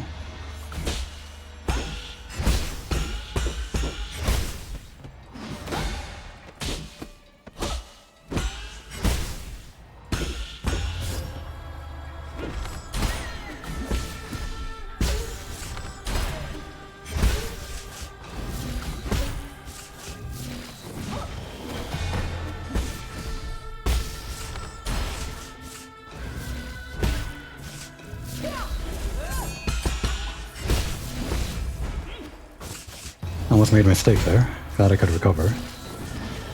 She never does 3 in a row.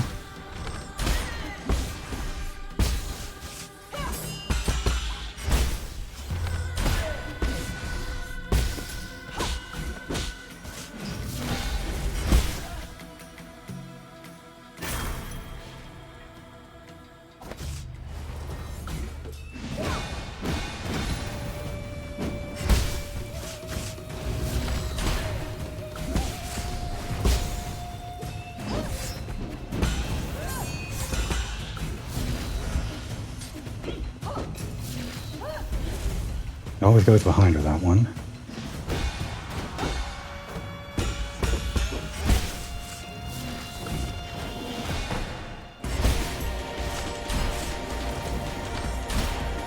We can't stop that attack if we want.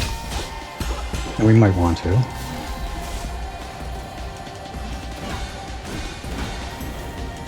Damn, I used up my charge, my dash.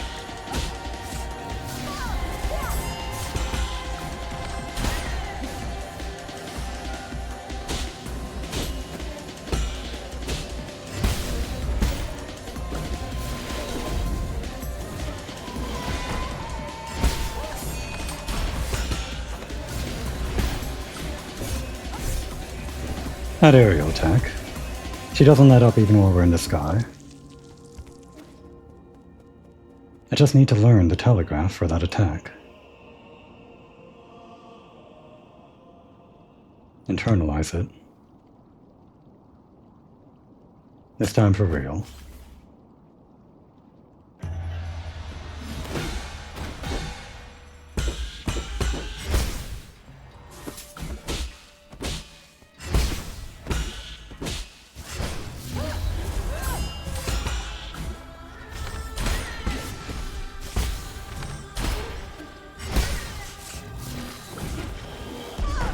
Wrong way again.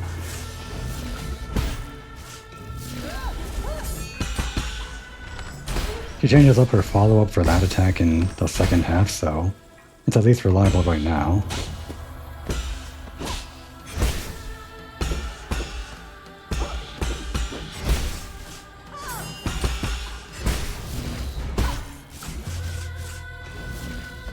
Damn, she waited so long I thought it was going to be the big ball.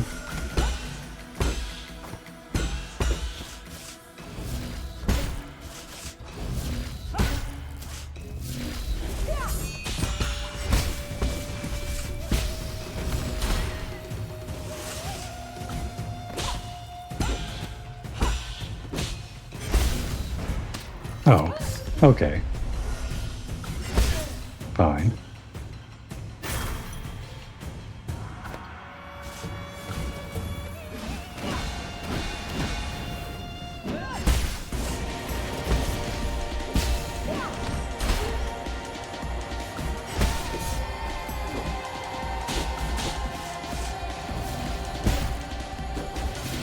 That's what she does.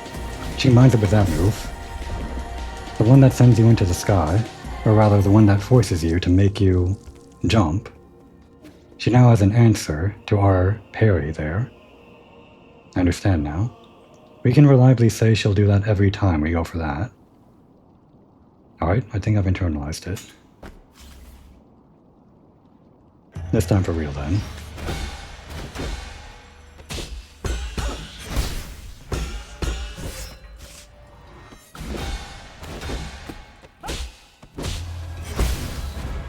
Great. Too soon again.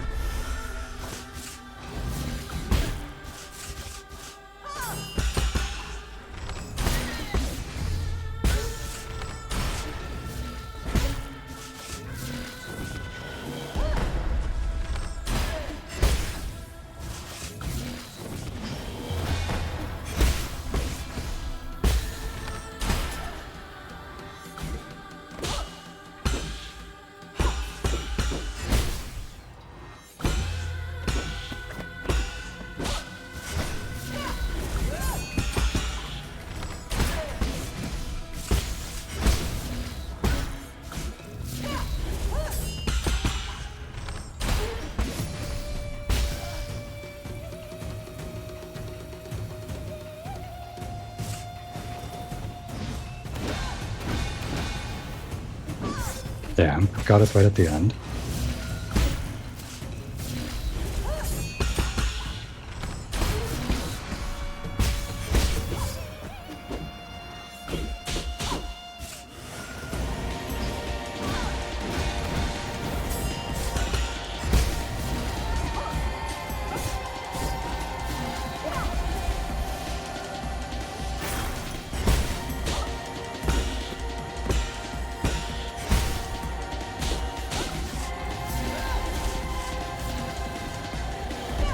Wrong way.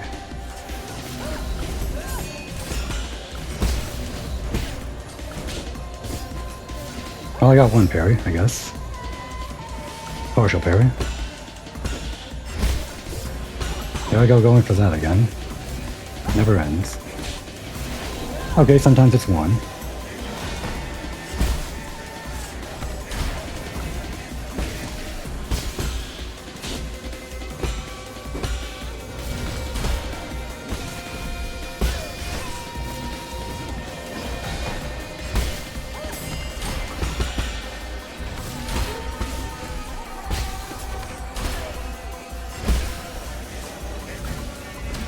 Wrong move. That was not the one to unmount a counter. Got it. It's all coming together, though. At least I avoided that one aerial attack. Kind of. Sometimes she does one, sometimes she does two. Still don't have a full answer for that.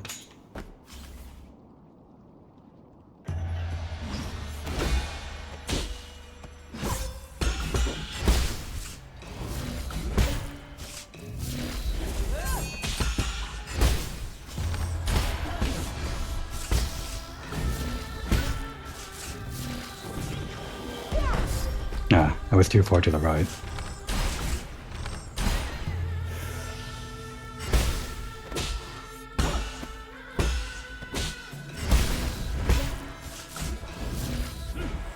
Okay, I reacted a little too late.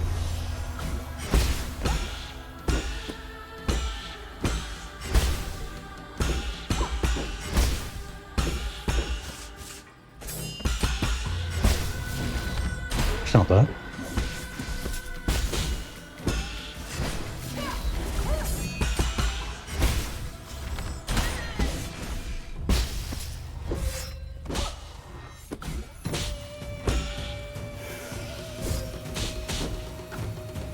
Lost my charge.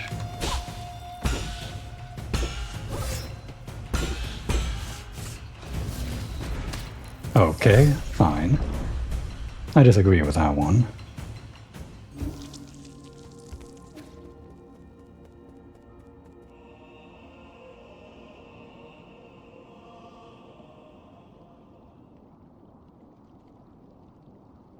Getting hard to hold the controller.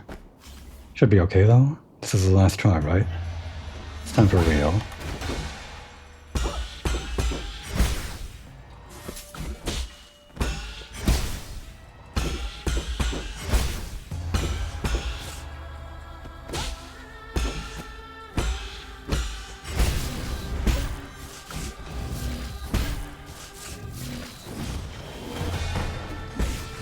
Read like a book.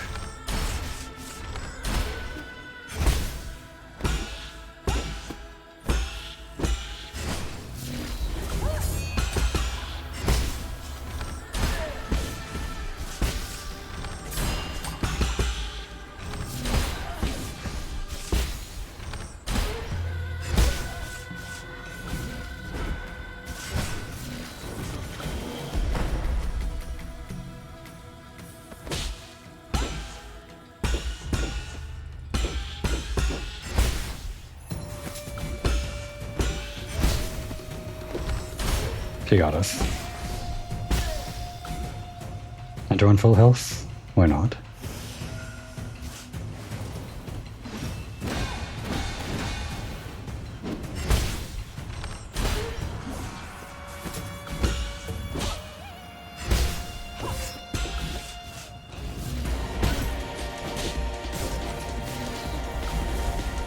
Wrong way. And I'm out. Didn't have time to get the unbounded counter after I jumped there.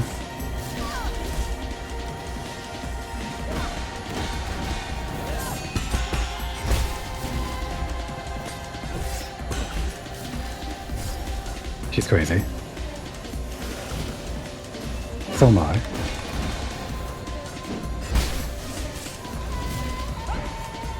She's crazier though.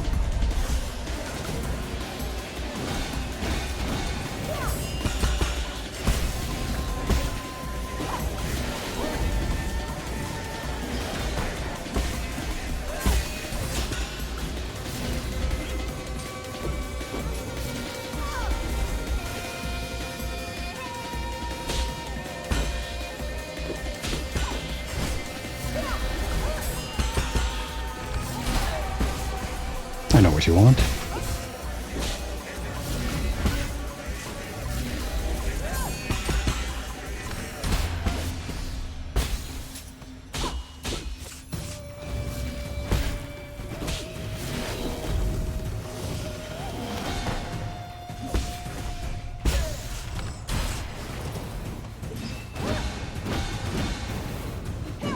She got us.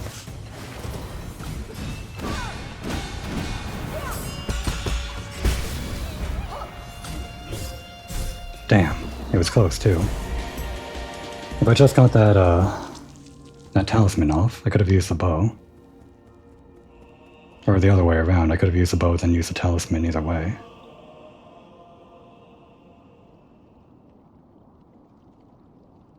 I think we have an answer to every attack. This time for real.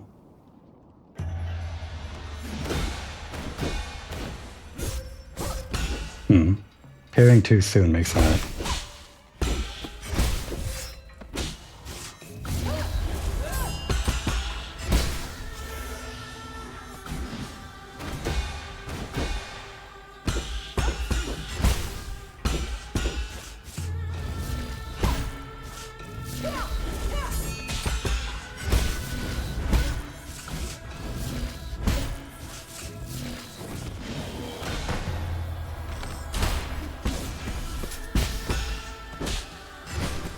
Wrong way.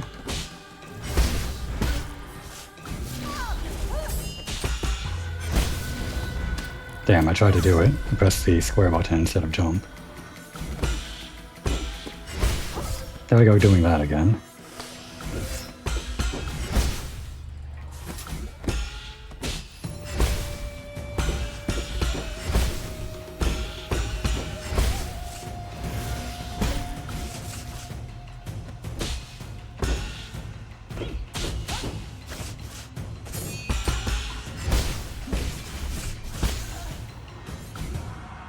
I guess we don't have to heal.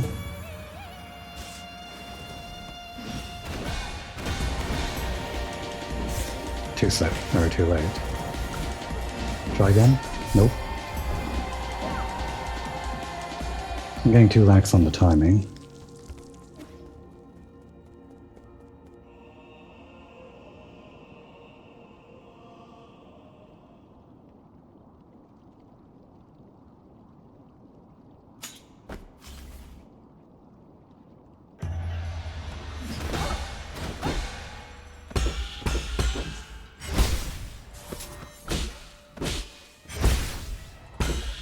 I guess being hit by a partial doesn't exactly remove my charge. I was confused at some point.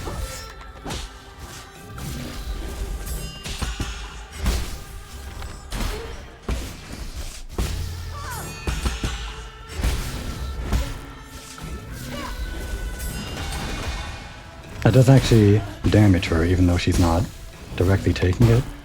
Good to unbound to counter that. Oh, she did 3 in a row for once.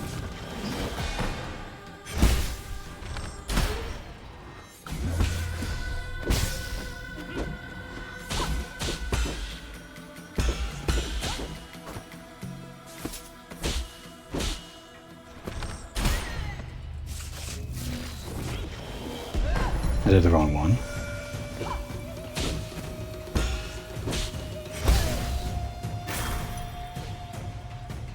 Oh yeah, that gives me health when I pick it up. I can just use it tactically. I never realized.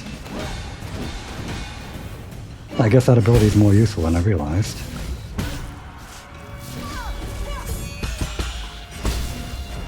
Damn, too soon again.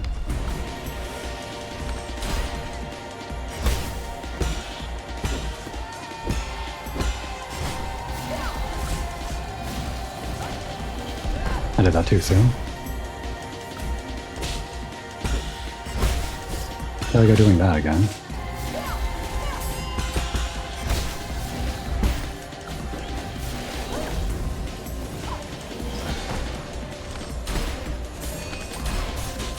Great. She can't get stunned when she's already stunned, so that's my critical failure there.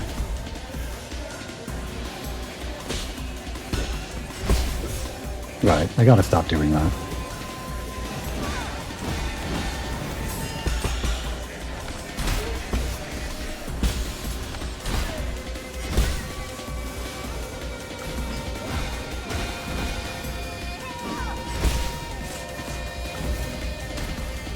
I waited too long.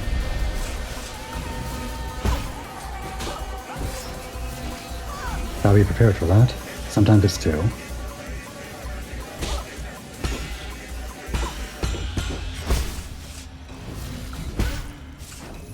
And sometimes it's 0.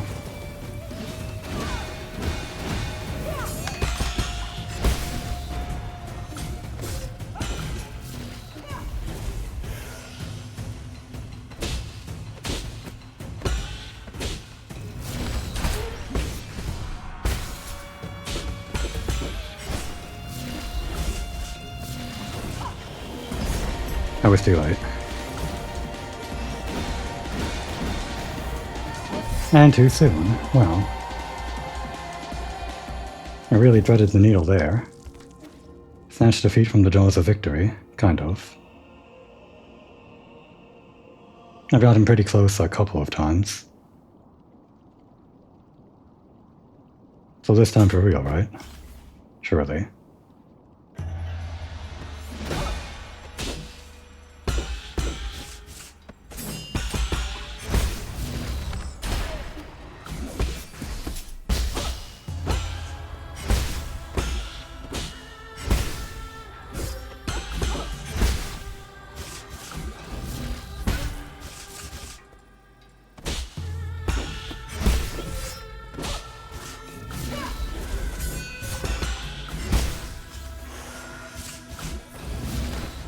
Great. I can't predict her attack, so I should probably not prepare one of those unbounded counters if it's not actually one of these. Right, she doesn't get stunned when she's stunned, gotta remember. So I gotta capitalize in a different way.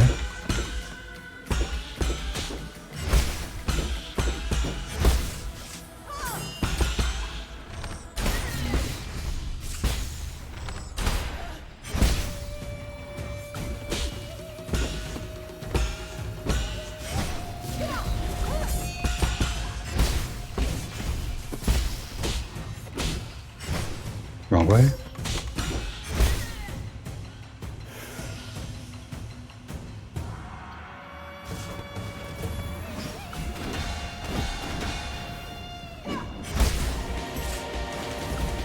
Again, huh? To change.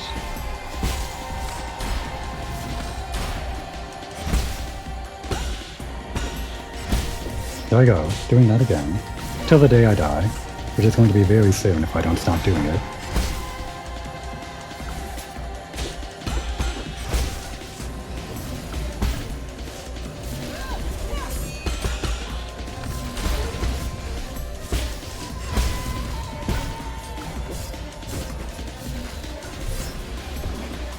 Yeah, the timing. I just wasn't prepared.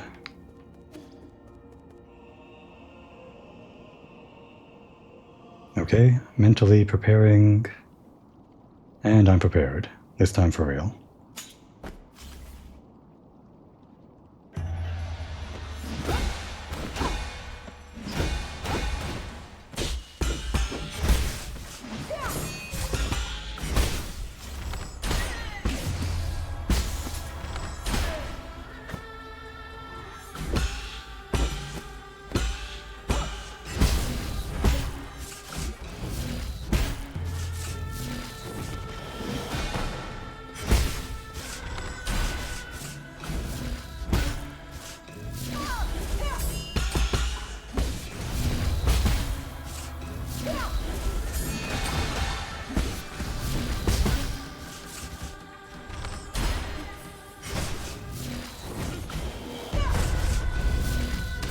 She got us.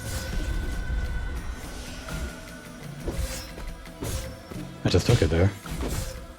My timing is all off. I'm flabbergasted. Huh. The quick heal wasn't quick enough. I just kind of lost it right there. It all went downhill in like a matter of seconds.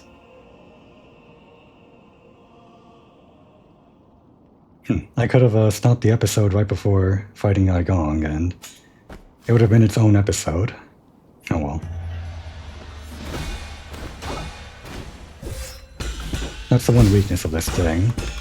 If you try to charge another unbounded counter while it's still going, then you end up just doing an unbounded counter before the hit actually hits. Right, can't do that.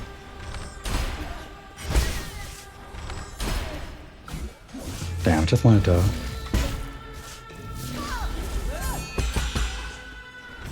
this.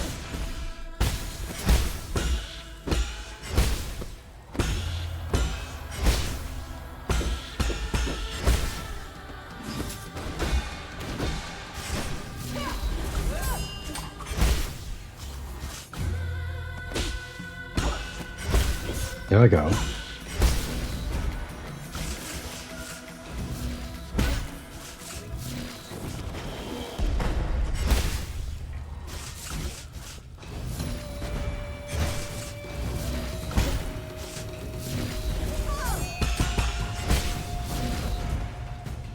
Really could have ended this with a talisman at any point.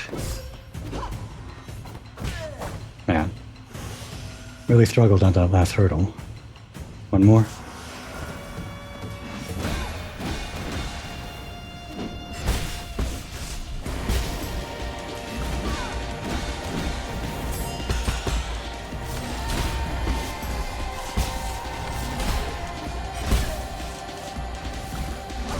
Oh, good thing she was out of range.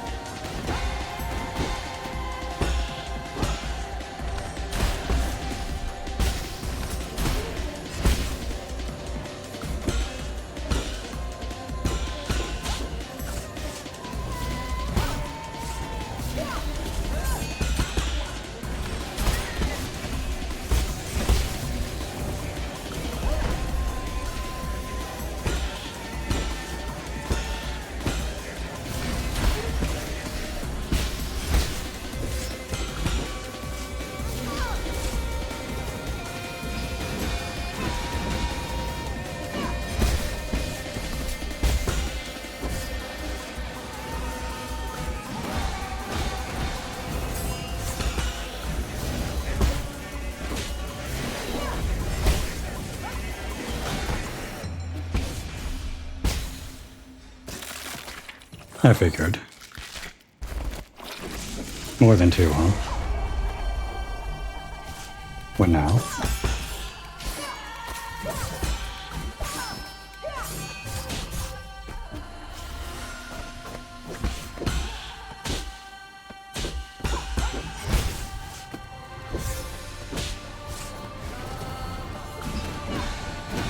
Does she change this?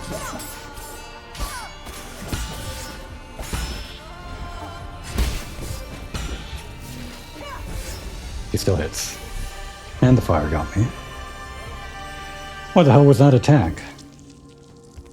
She like swipes twice and then does a red thing and then swipes twice again and does a third thing that isn't red? What the hell is that? And I gotta go all the way through the two phases again just to see it again.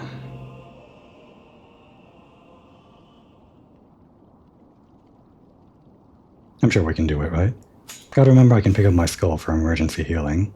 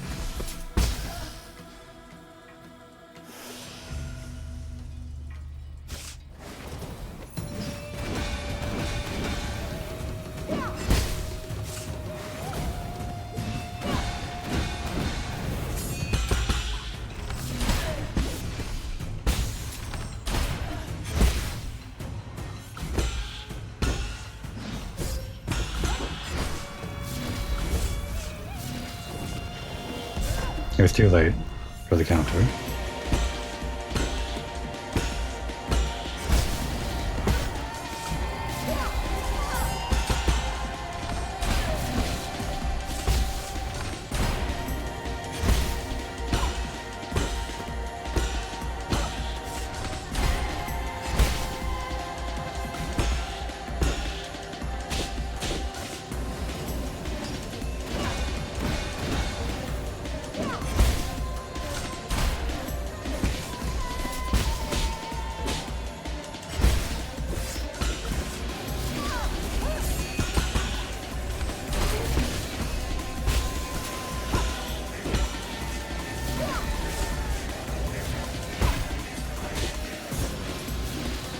I got one parry. It's coming slowly.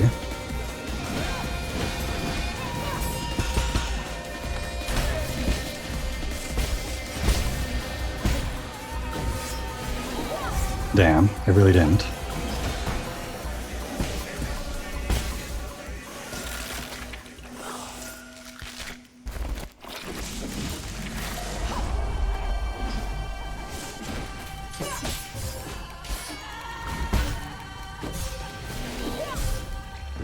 I think she did it differently that time. Even her phase change has a different attack. Or like, it varies, I think. She like sent me to the ground and did her normal thingy.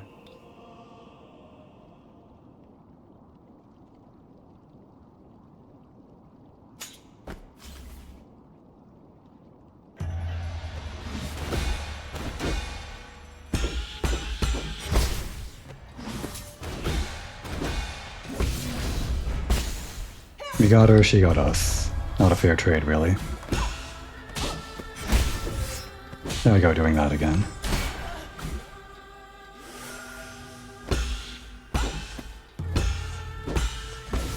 Oops.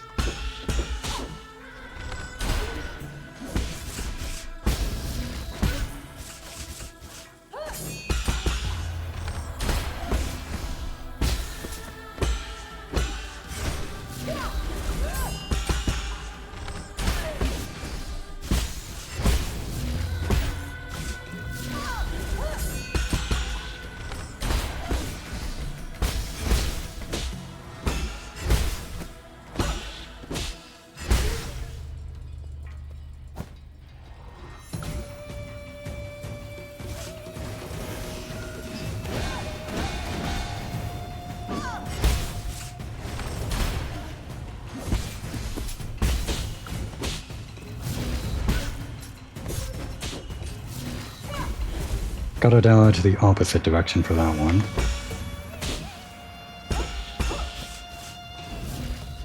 Wrong attack.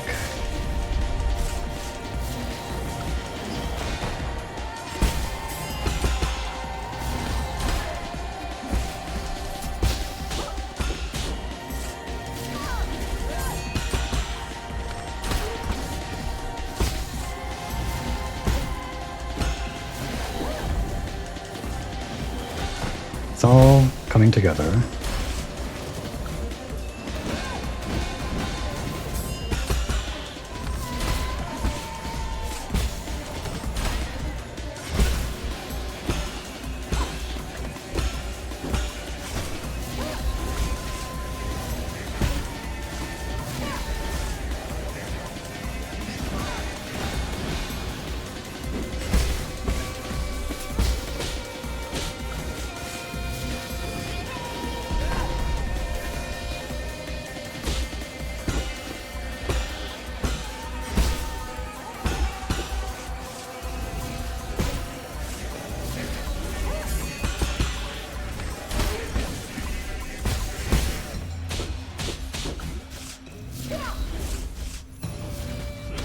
Damn.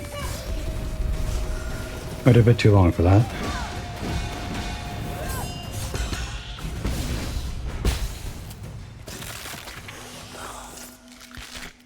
We're not ready for this phase. No healing. Let's try to get this down though.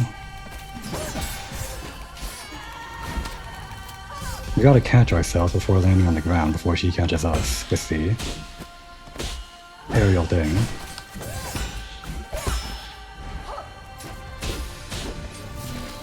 I still haven't learned that attack, which is a huge problem for me.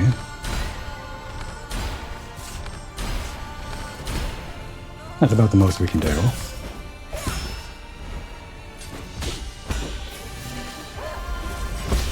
The fire.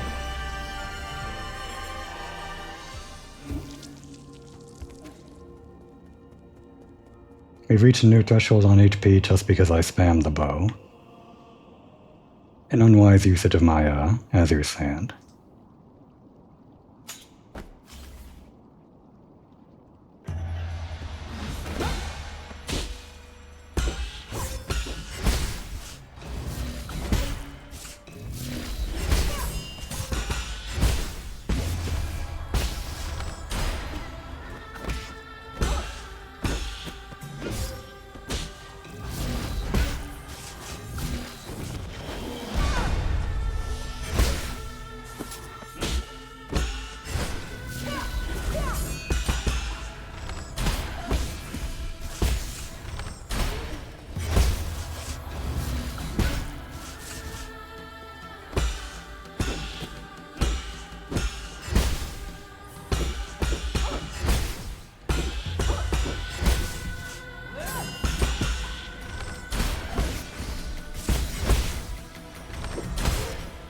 hit each other.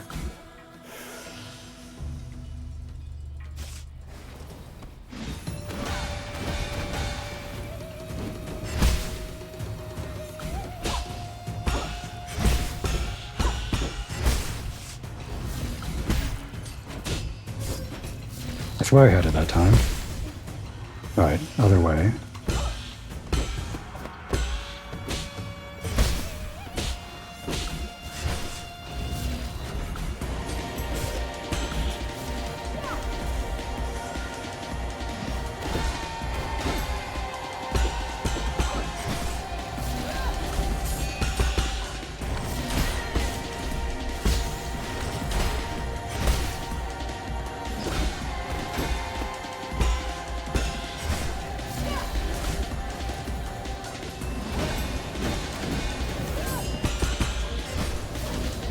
Damn. Got confused about which direction to run in.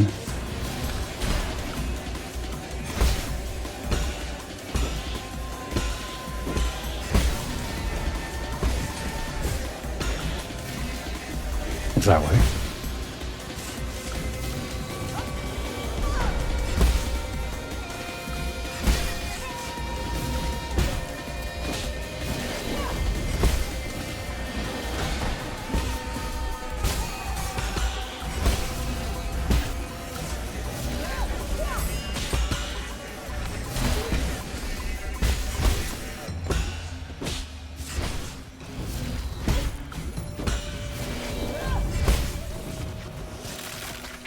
Well, at least we did okay on that aerial part, sort of.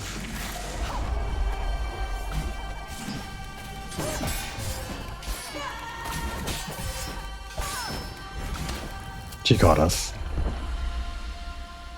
I've dissected that move now, though. Sometimes he does a 3-hit combination with the red at the start. I think that's always how it starts. And then after that, you need to catch yourself when landing on the ground before she catches you. Or she does another 3-hit combination without the red one. And then you have to catch yourself on the ground right after that. I think.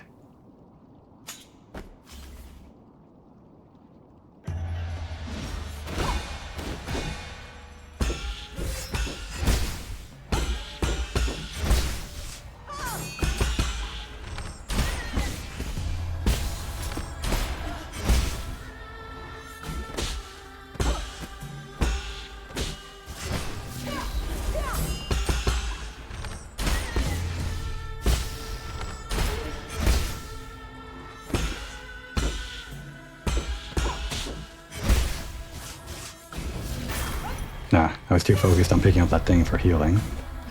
My brain was trying to decide if it was a good move to heal with that thing, and it was. But it wasn't good to take the time to calculate that.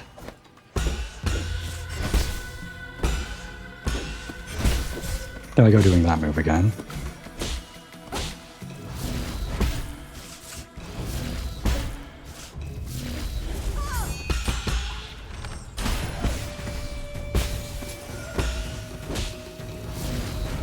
Ah, she caught us.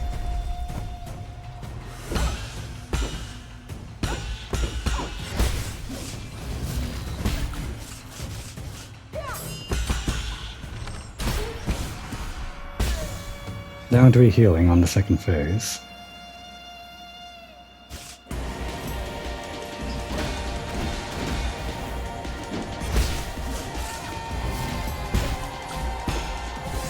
I almost had that. It was just a little too soon.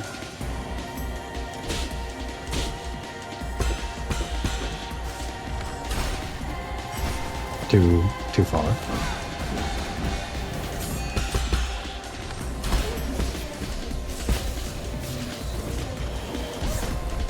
Too late.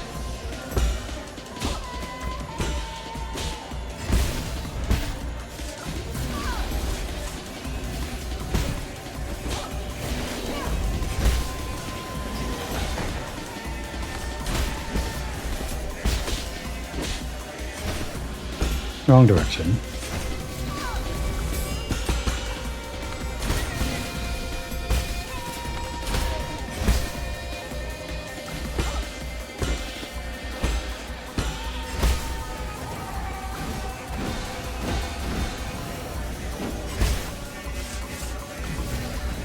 Damn. I do that sometimes, where she just catches us.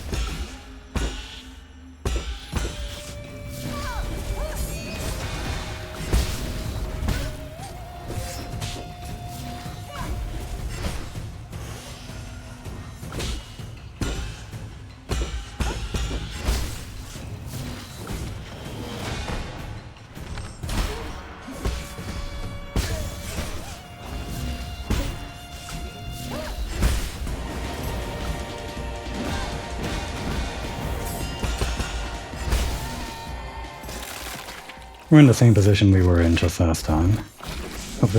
Hopefully the knowledge is enough to actually survive this first attack.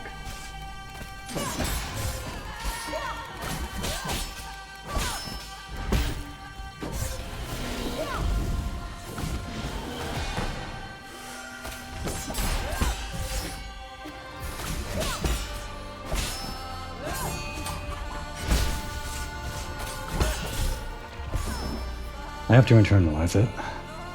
Doing 2 counters right in a row with that attack.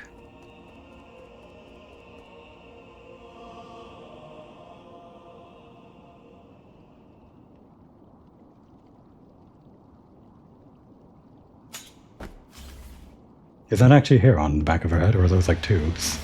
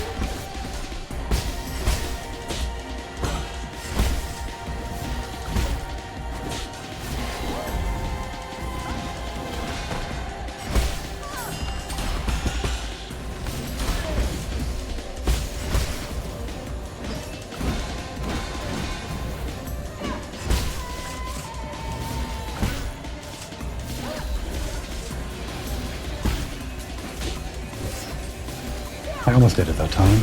Almost.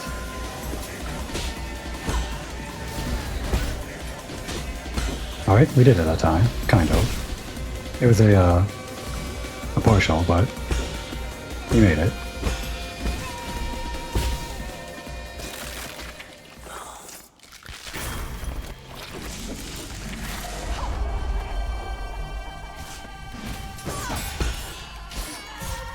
That still hit us. Guess I dodged at the wrong time.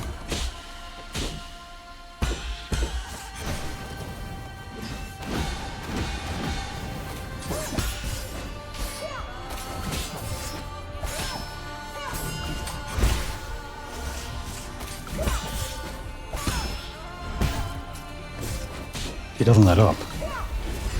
It was the fire. Again, I have to dodge the other direction for that one. Maybe I really should have made Aiyang her own episode. I should have known. I've heard things about Aiyang.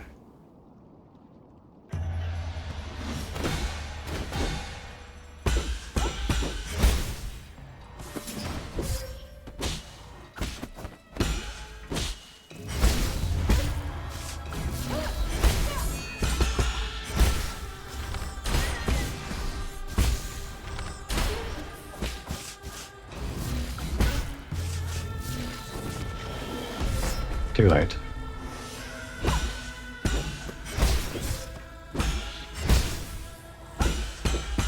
It would be huge if I could weave that thing in the way I want to. And we're dead. First phase. Should I even practice trying to weave that thing in? It's only worked like maybe 10% of the times that I've tried it. Probably not.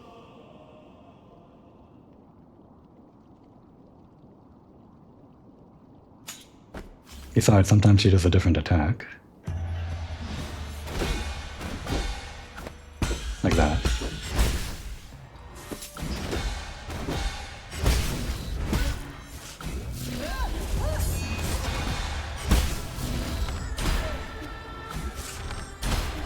Stop moving.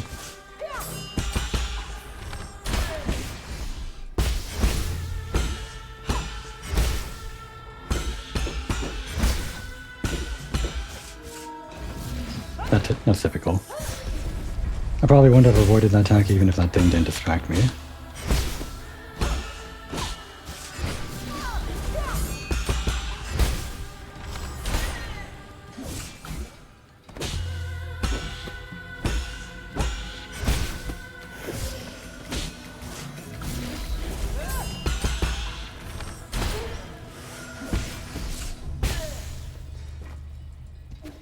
Give me this thing.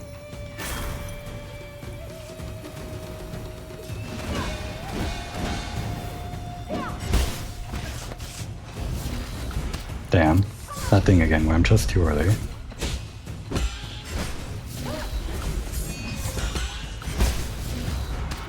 And I'm dead. Alright, gotta charge my controller. Or plug it in.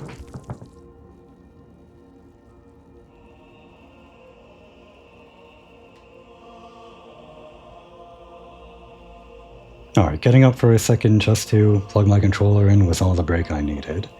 This time for real, I'm sure.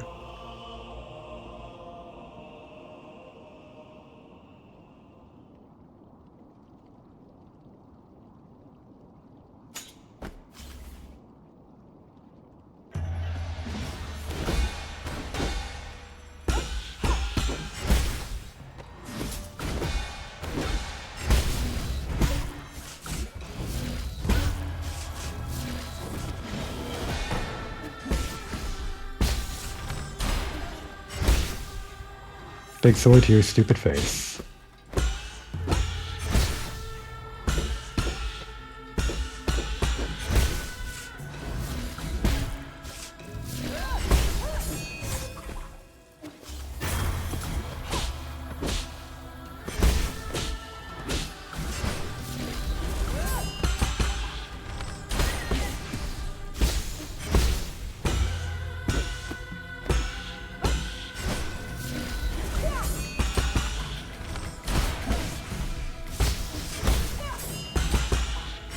You shouldn't use that attack.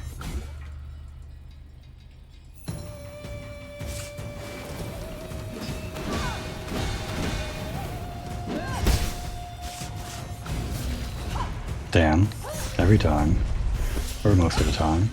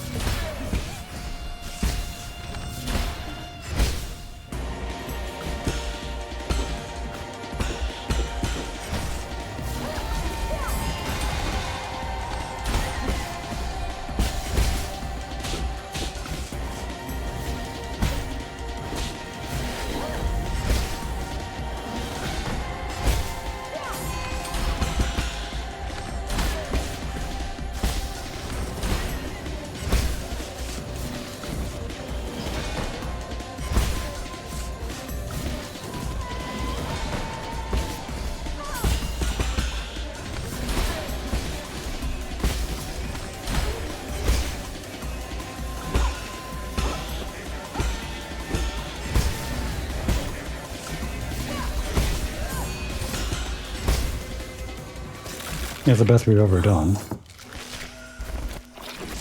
Doesn't matter how much healing we have if she kills us before I can heal.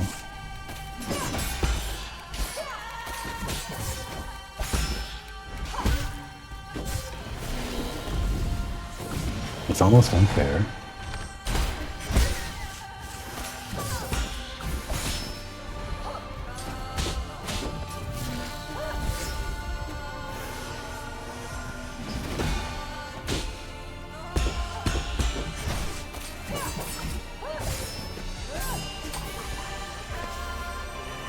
I'm overhealing. I'm just so scared of her big attacks.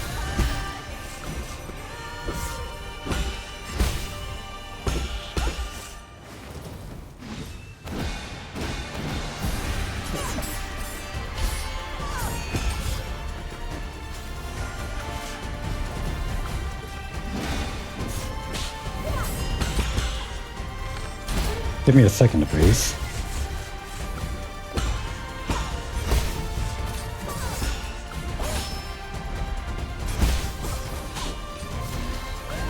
The fire.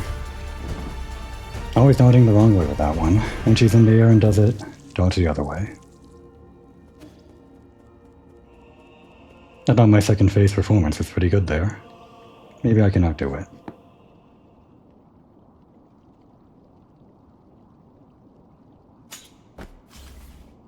I kinda dislike how the screen shakes at the very start.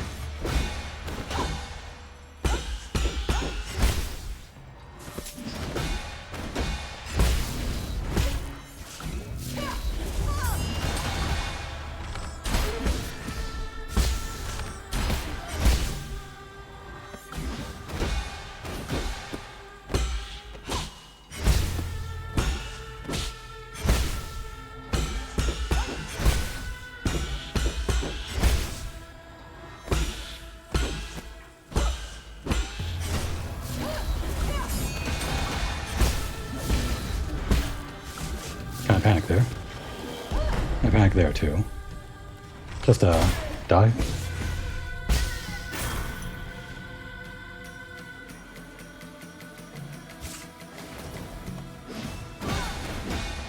Ah, I didn't press it.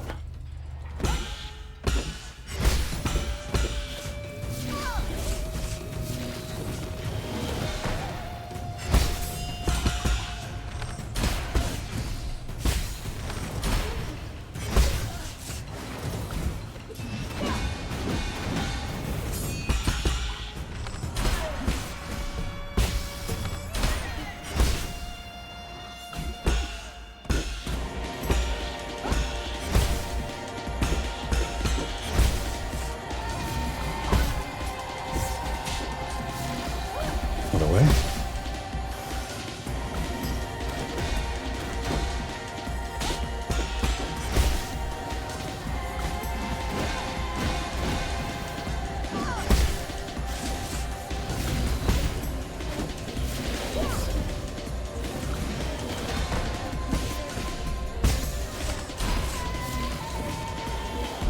Damn. Really counted on that bow stopping her so I could get some extra hits in, even heal.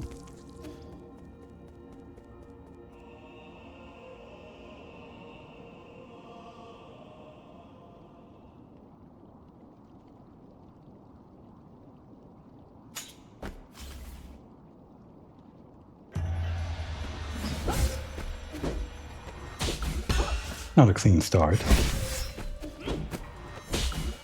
I was actually checking my phone for the time.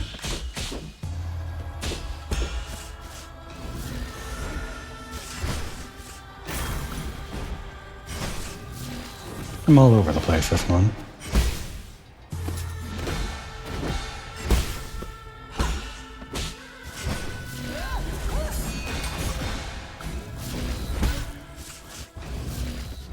And still alive.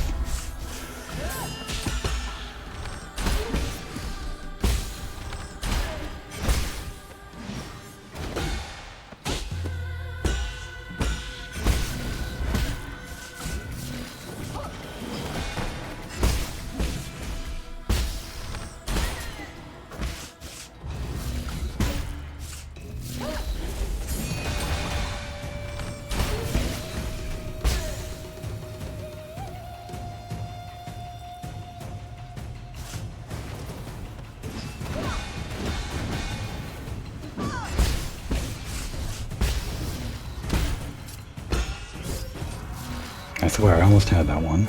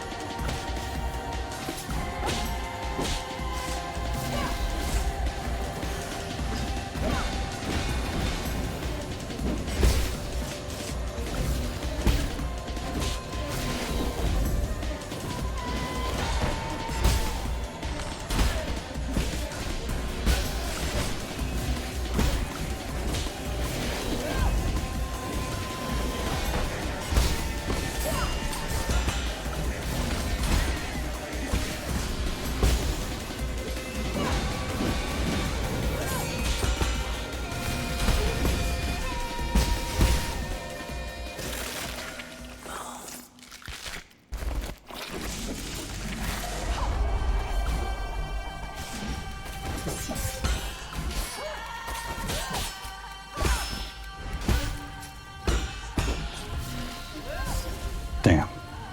Almost did it. Kind of.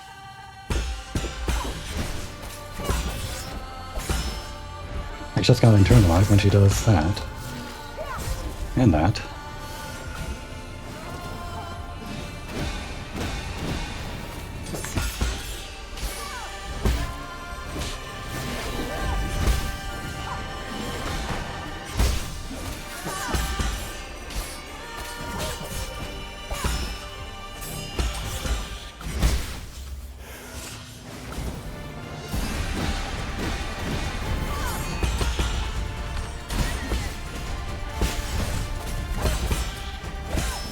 It's getting there.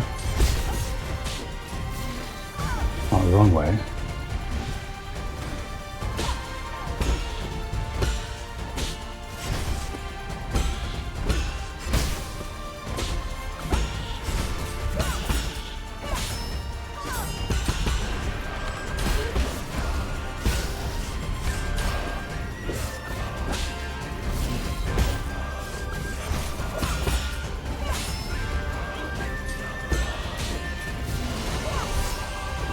I almost got it. I purposely sent you to the ground with the second attack if you parry it, so that you can get an unbounded counter on that last hit.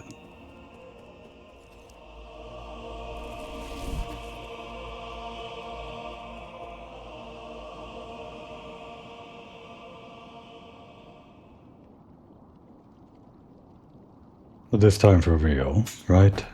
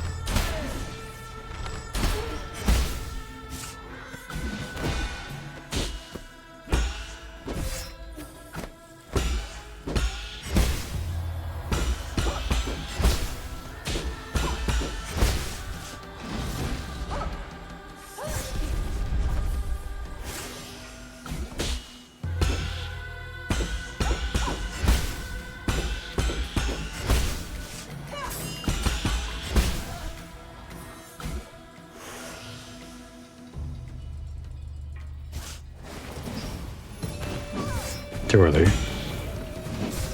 And didn't get the other unbounded counter. Great, too early again. Great. Yes, I should have seen that coming.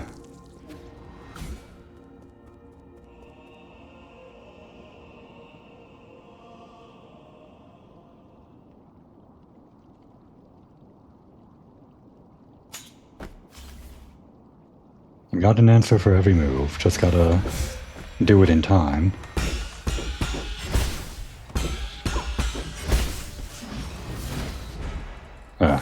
That's the problem with trying to charge the unbounded counter too. Take advantage of her main attacks.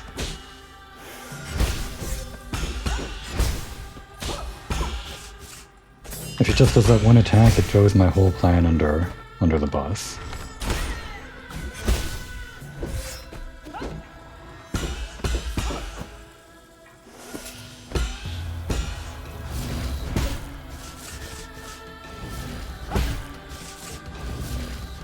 Ah, 3 in a row? I thought he never did that.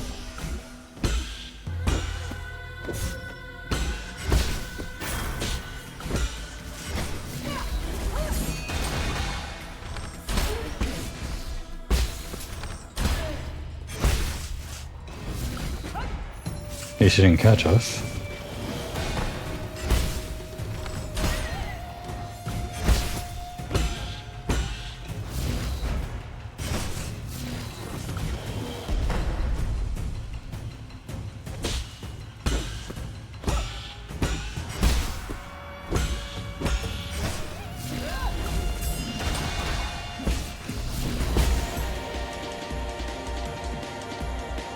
Right on time with some music.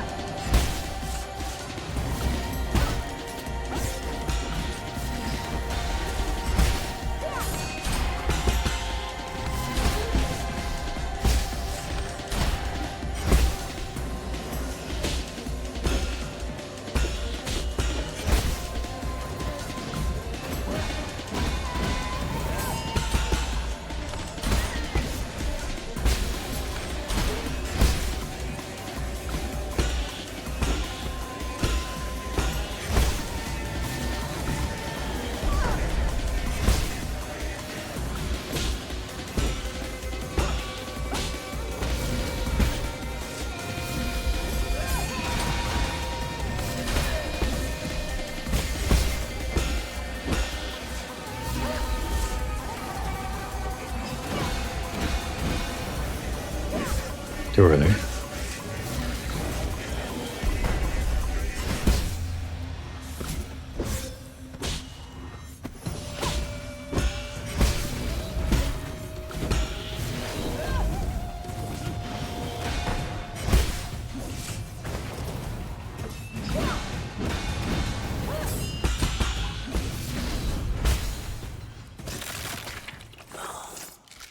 And now the hard part.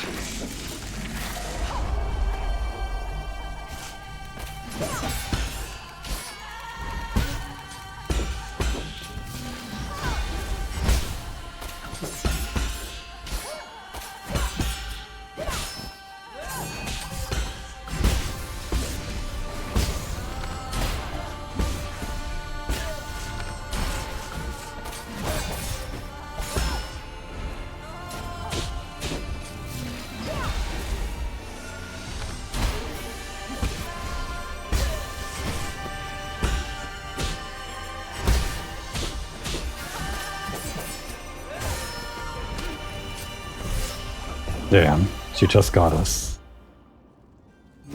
It was close though. I think so. I didn't really see where her house was at. Let's just say it was at 1%.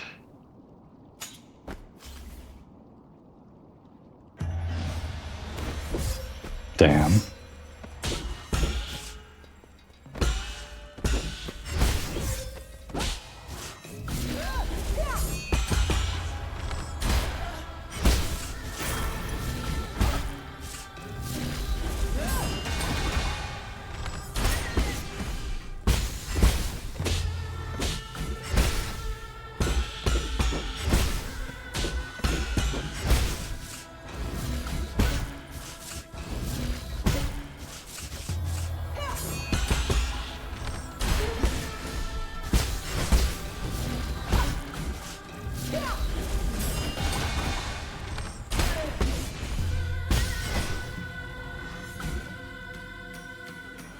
Pretty clean.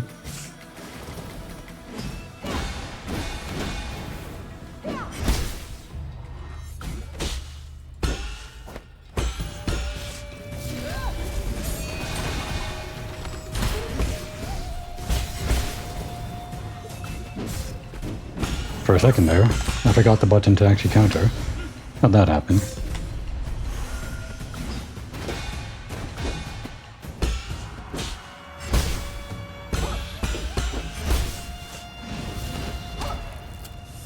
That's what I get for trying to unbounty counter. Gotta react. Look at that.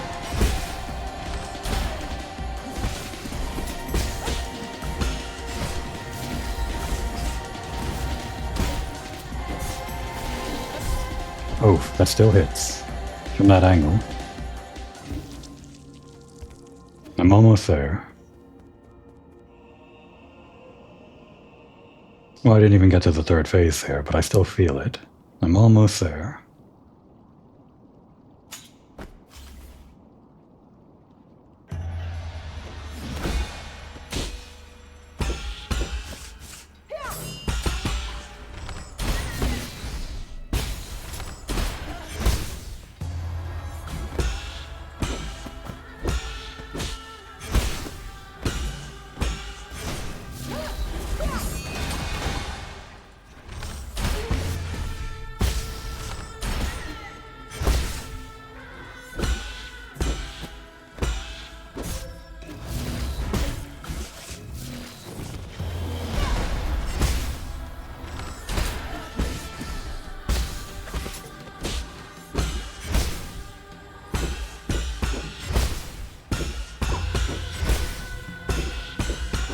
You should stop that attack.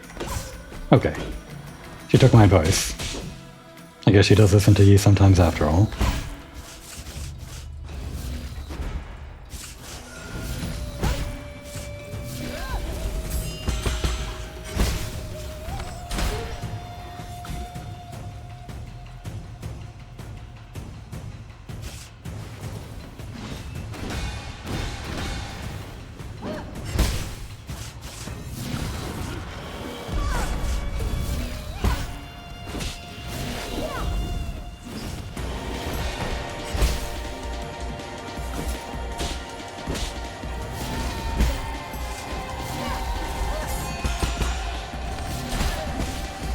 I saw you trying.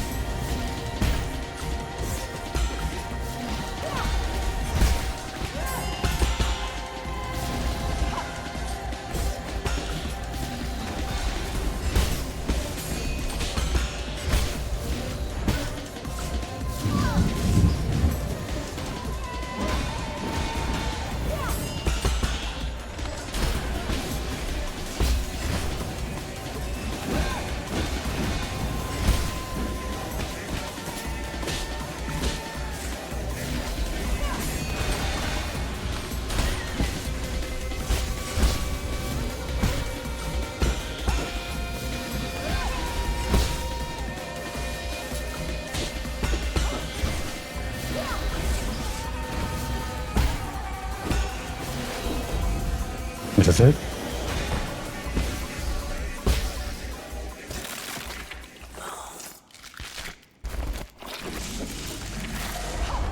Okay. Here we go.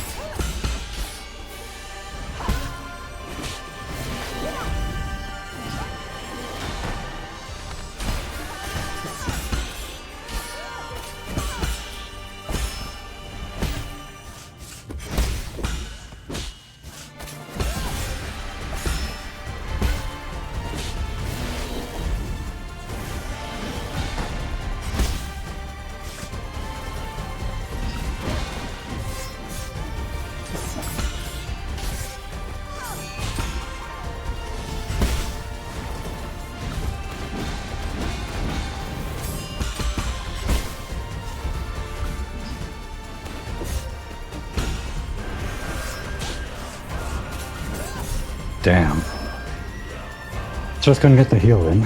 I took some risky chances trying to do it.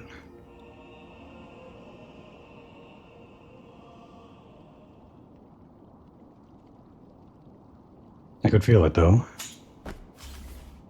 A lot of internal damage.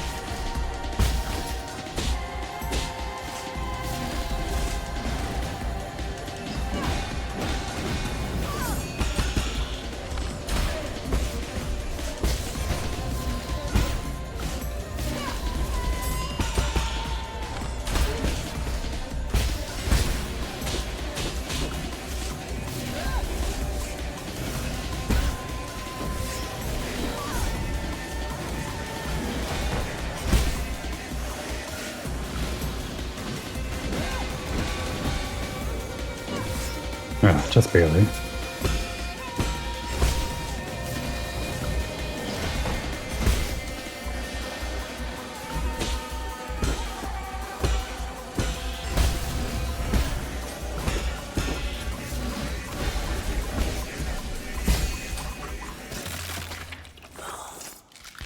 Here we go. I think this might be it. Yeah, let's just say it's it.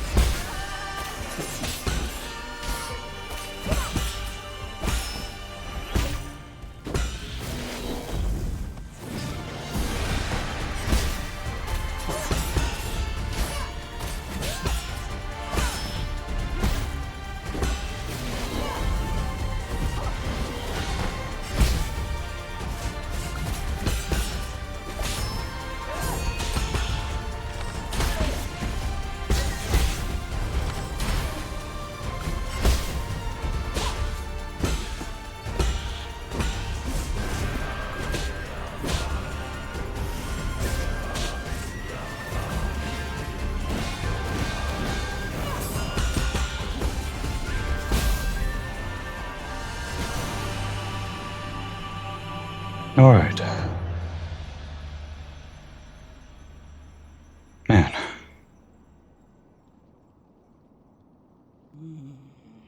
As your mentor, I have to admit, you've improved a lot. You moved with grace and showed no trace of fear. Are you not scaredy, knowing that everything might turn to dust? I am scared. But I have also learned to accept failure. Oh, you didn't learn that from me. It's almost time.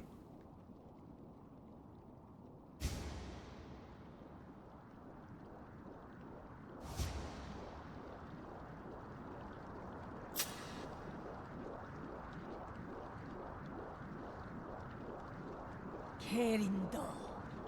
Thank you for joining me as we bring an end to this era. It seems not even you can stop the inexorable wheel of history. No, stop. Te wasaiban. Solarians will last forever and ever, a shining beacon of the universe.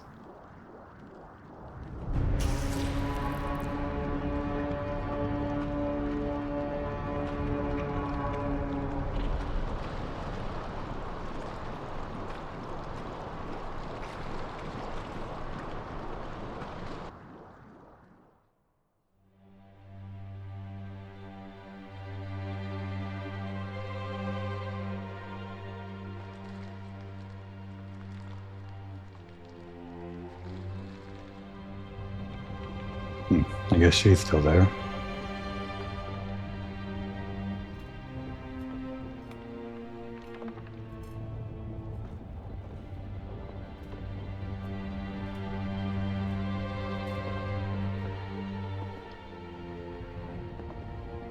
She's still dreaming in there?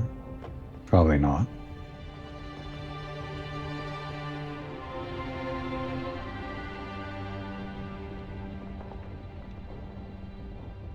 And they're still there. Not for long, though.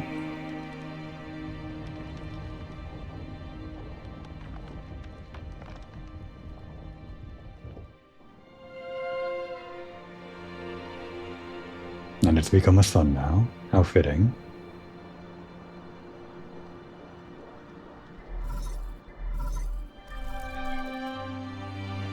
Where are you guys at? About 300,000 li away from New Kunlun. Is everything okay there? Good. Then you should be out of range. What do you mean? What are you doing? Aigong infected the primordial roots before she died. Now I have to destroy it. What? You're going to detonate the rhizomatic bomb? But that will destroy the entire island, I know. But this is the only way I can put an end to this disaster. Perhaps this will finally allow Kunlun, allow everything to return to nature. But what about you? I'm sorry, but you'll have to take care of everything else. I've been a terrible friend, always making messes for you to clean up. Yi, that's not true, brother. Don't worry about it. Is Xuan nearby? I want to speak to him. Yi? Xuan, I need you to listen carefully. I'm afraid I won't be able to pick you up. You lied to me? Promise me you'll eat well and live well on the pale blue planet, even when you're on your own. You lied to me. Also, remember to teach yourself swimming. I'm sure you'll be swimming in the sea in no time, even without me there to help. You're the smartest kid I've ever seen. No, I can't do anything without you, Yi. Why are you doing this? Why would you lie to me? If you're going to throw me away, then why did you save me? You were the one who saved me. You helped me understand so much that I didn't before. I feel very fortunate to have spent all this time with you. Thank you, Xuan. In the end, you were the one who woke me up. Huh. You were even able to bring me some hope for this world. Don't say that. I don't want you to go. You can't go. Huh. Don't cry. Somebody once told me this. Life and death are one. When the end comes, we'll just return to heaven and earth. Why am I being left behind again? It's not fair. What am I supposed to do when I miss you? Don't worry. Whether you're under the sun's warm embrace or floating upon that boundless ocean, I'll be there as part of you for all eternity. Okay, I better get going. Take care. Yi? Yi, don't.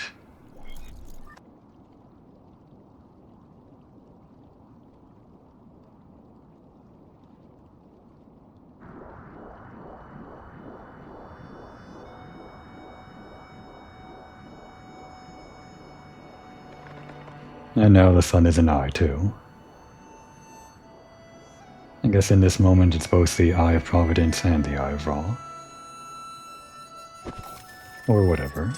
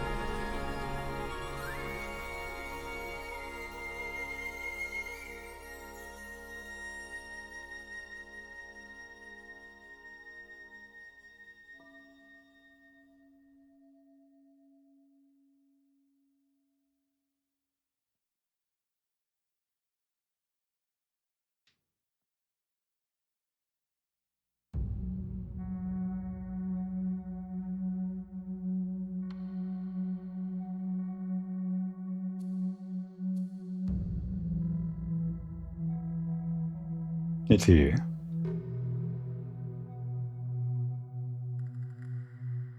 Just kind of floating in space. Probably his soul, I guess. Where's it going? Who knows? No one really knows.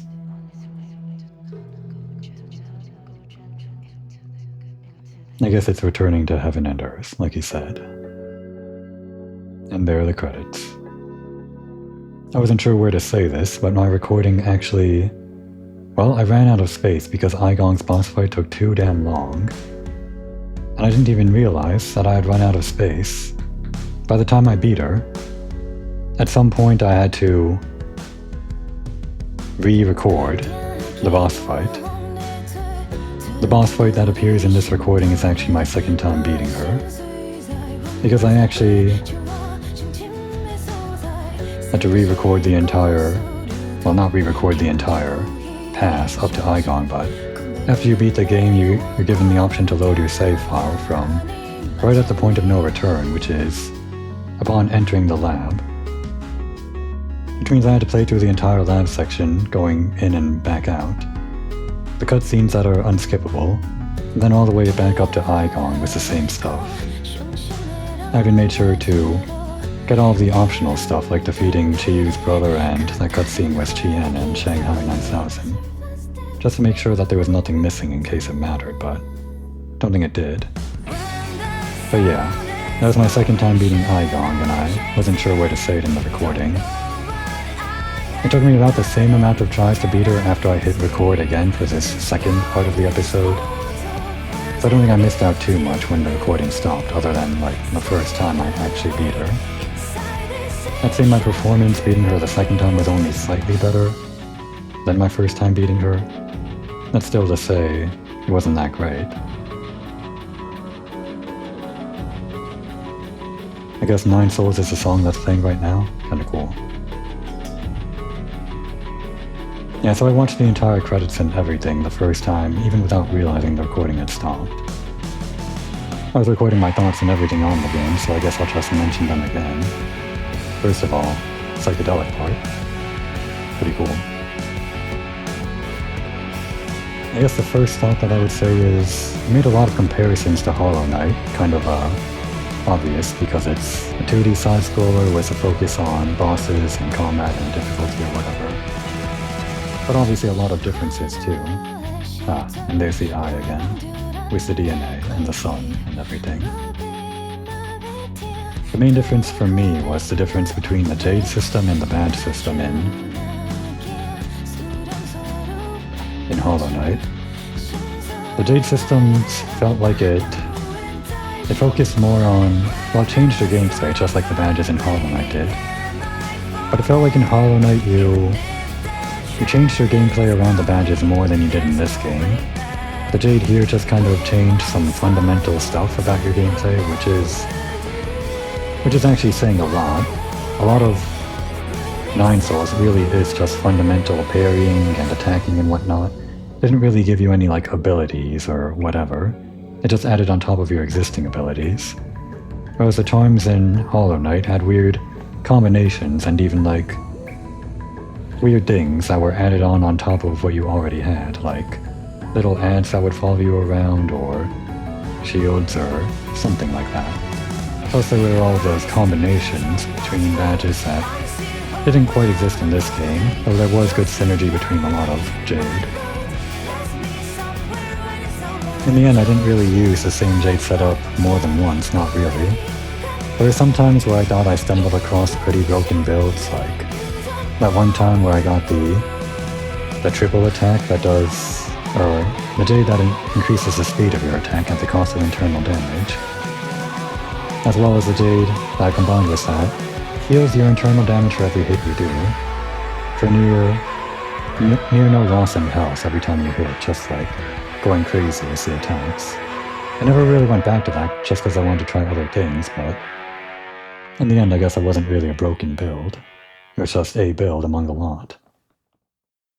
And that's it for the normal credits, but then there's the backer credits, which doesn't take too long, not like I'm gonna skip it. Just using this opportunity to muse on the game. record my thoughts down for posterity. Other than the Jade system, the very basic mechanics of the game, mainly the parry, they were really clean. It just all kind of clicks together at some point. I think I was struggling at the beginning with the parry timing, but they kind of ease you in with those early enemies that easily telegraph. And then by the end, well, even though those enemies still telegraph their attacks, you kind of learn to insert the parries at the right timing even without the telegraphs, or with the subtle telegraphs that the boss has, or the bosses have. I'm specifically thinking of Igong, how you really have to pay attention to her, or at least that's the strategy that I went with. Maybe there are different ways of approaching her. I guess I played mainly defensively with that charge combination with the perfect parry and then the unbounded counter stuff. I guess my Jade setup at the very end was really basic, huh? I think a lot of the Jade setups just kind of do the same thing, enhancing one or two basic things. All of the bosses too, they were pretty different from each other. I think Lady Ethereal was a high point for a lot of people, which is understandable because she has 3 phases, she's all over the place, it's in like a trippy art realm. It's really cool. Again, not a lot like the Sisters of Battle from Hollow Knight. But Igong, there wasn't really anyone that was quite like a wall like her. I died a lot on the first boss just trying to get the basic mechanics of the game down, I guess. But it wasn't until Igong that I guess it was a real brick wall. I mean, I'm sure I struggled a lot on a lot of different bosses. Jitong and Lady Ethereal, and then a couple others, I guess. That one guy in the dark cave that wasn't even a soul. But man, Igong, definitely my favorite boss, just because of all of her variability. And all of it is fair too, in the end.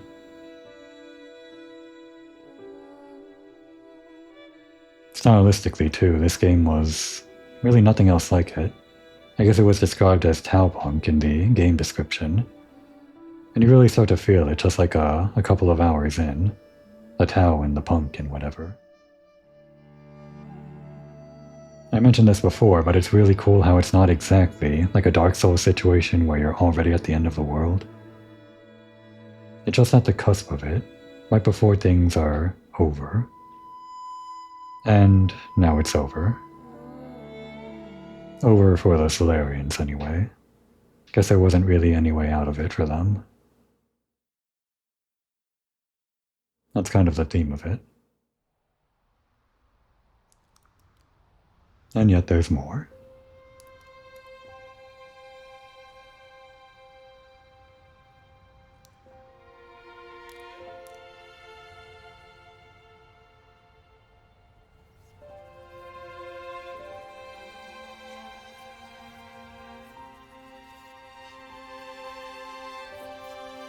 Life continues on for the 8 men. I guess they can be humans now.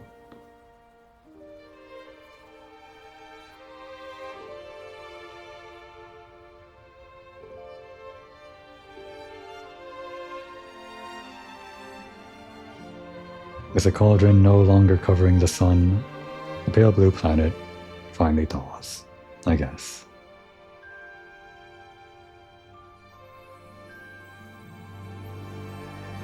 I guess Kwafu is still around, even if he still has the virus, maybe not for long.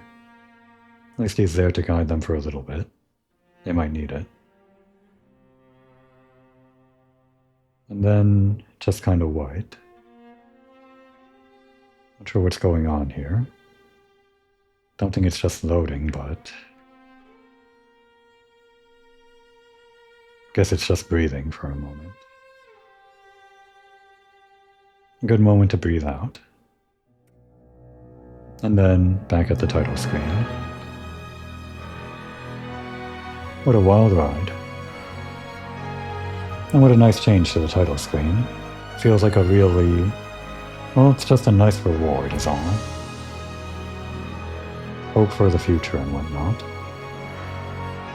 After I beat the game the first time and found out my recording stopped partway through, tried to look up what exactly I was missing, and Turns out there's only that standard mode, there's no harder mode or anything like that. I only missed some optional achievements for 1 or 2 things, no real collectibles I missed. I could go back and get the other ending, but I'll probably just do that on my own time, no need to record it.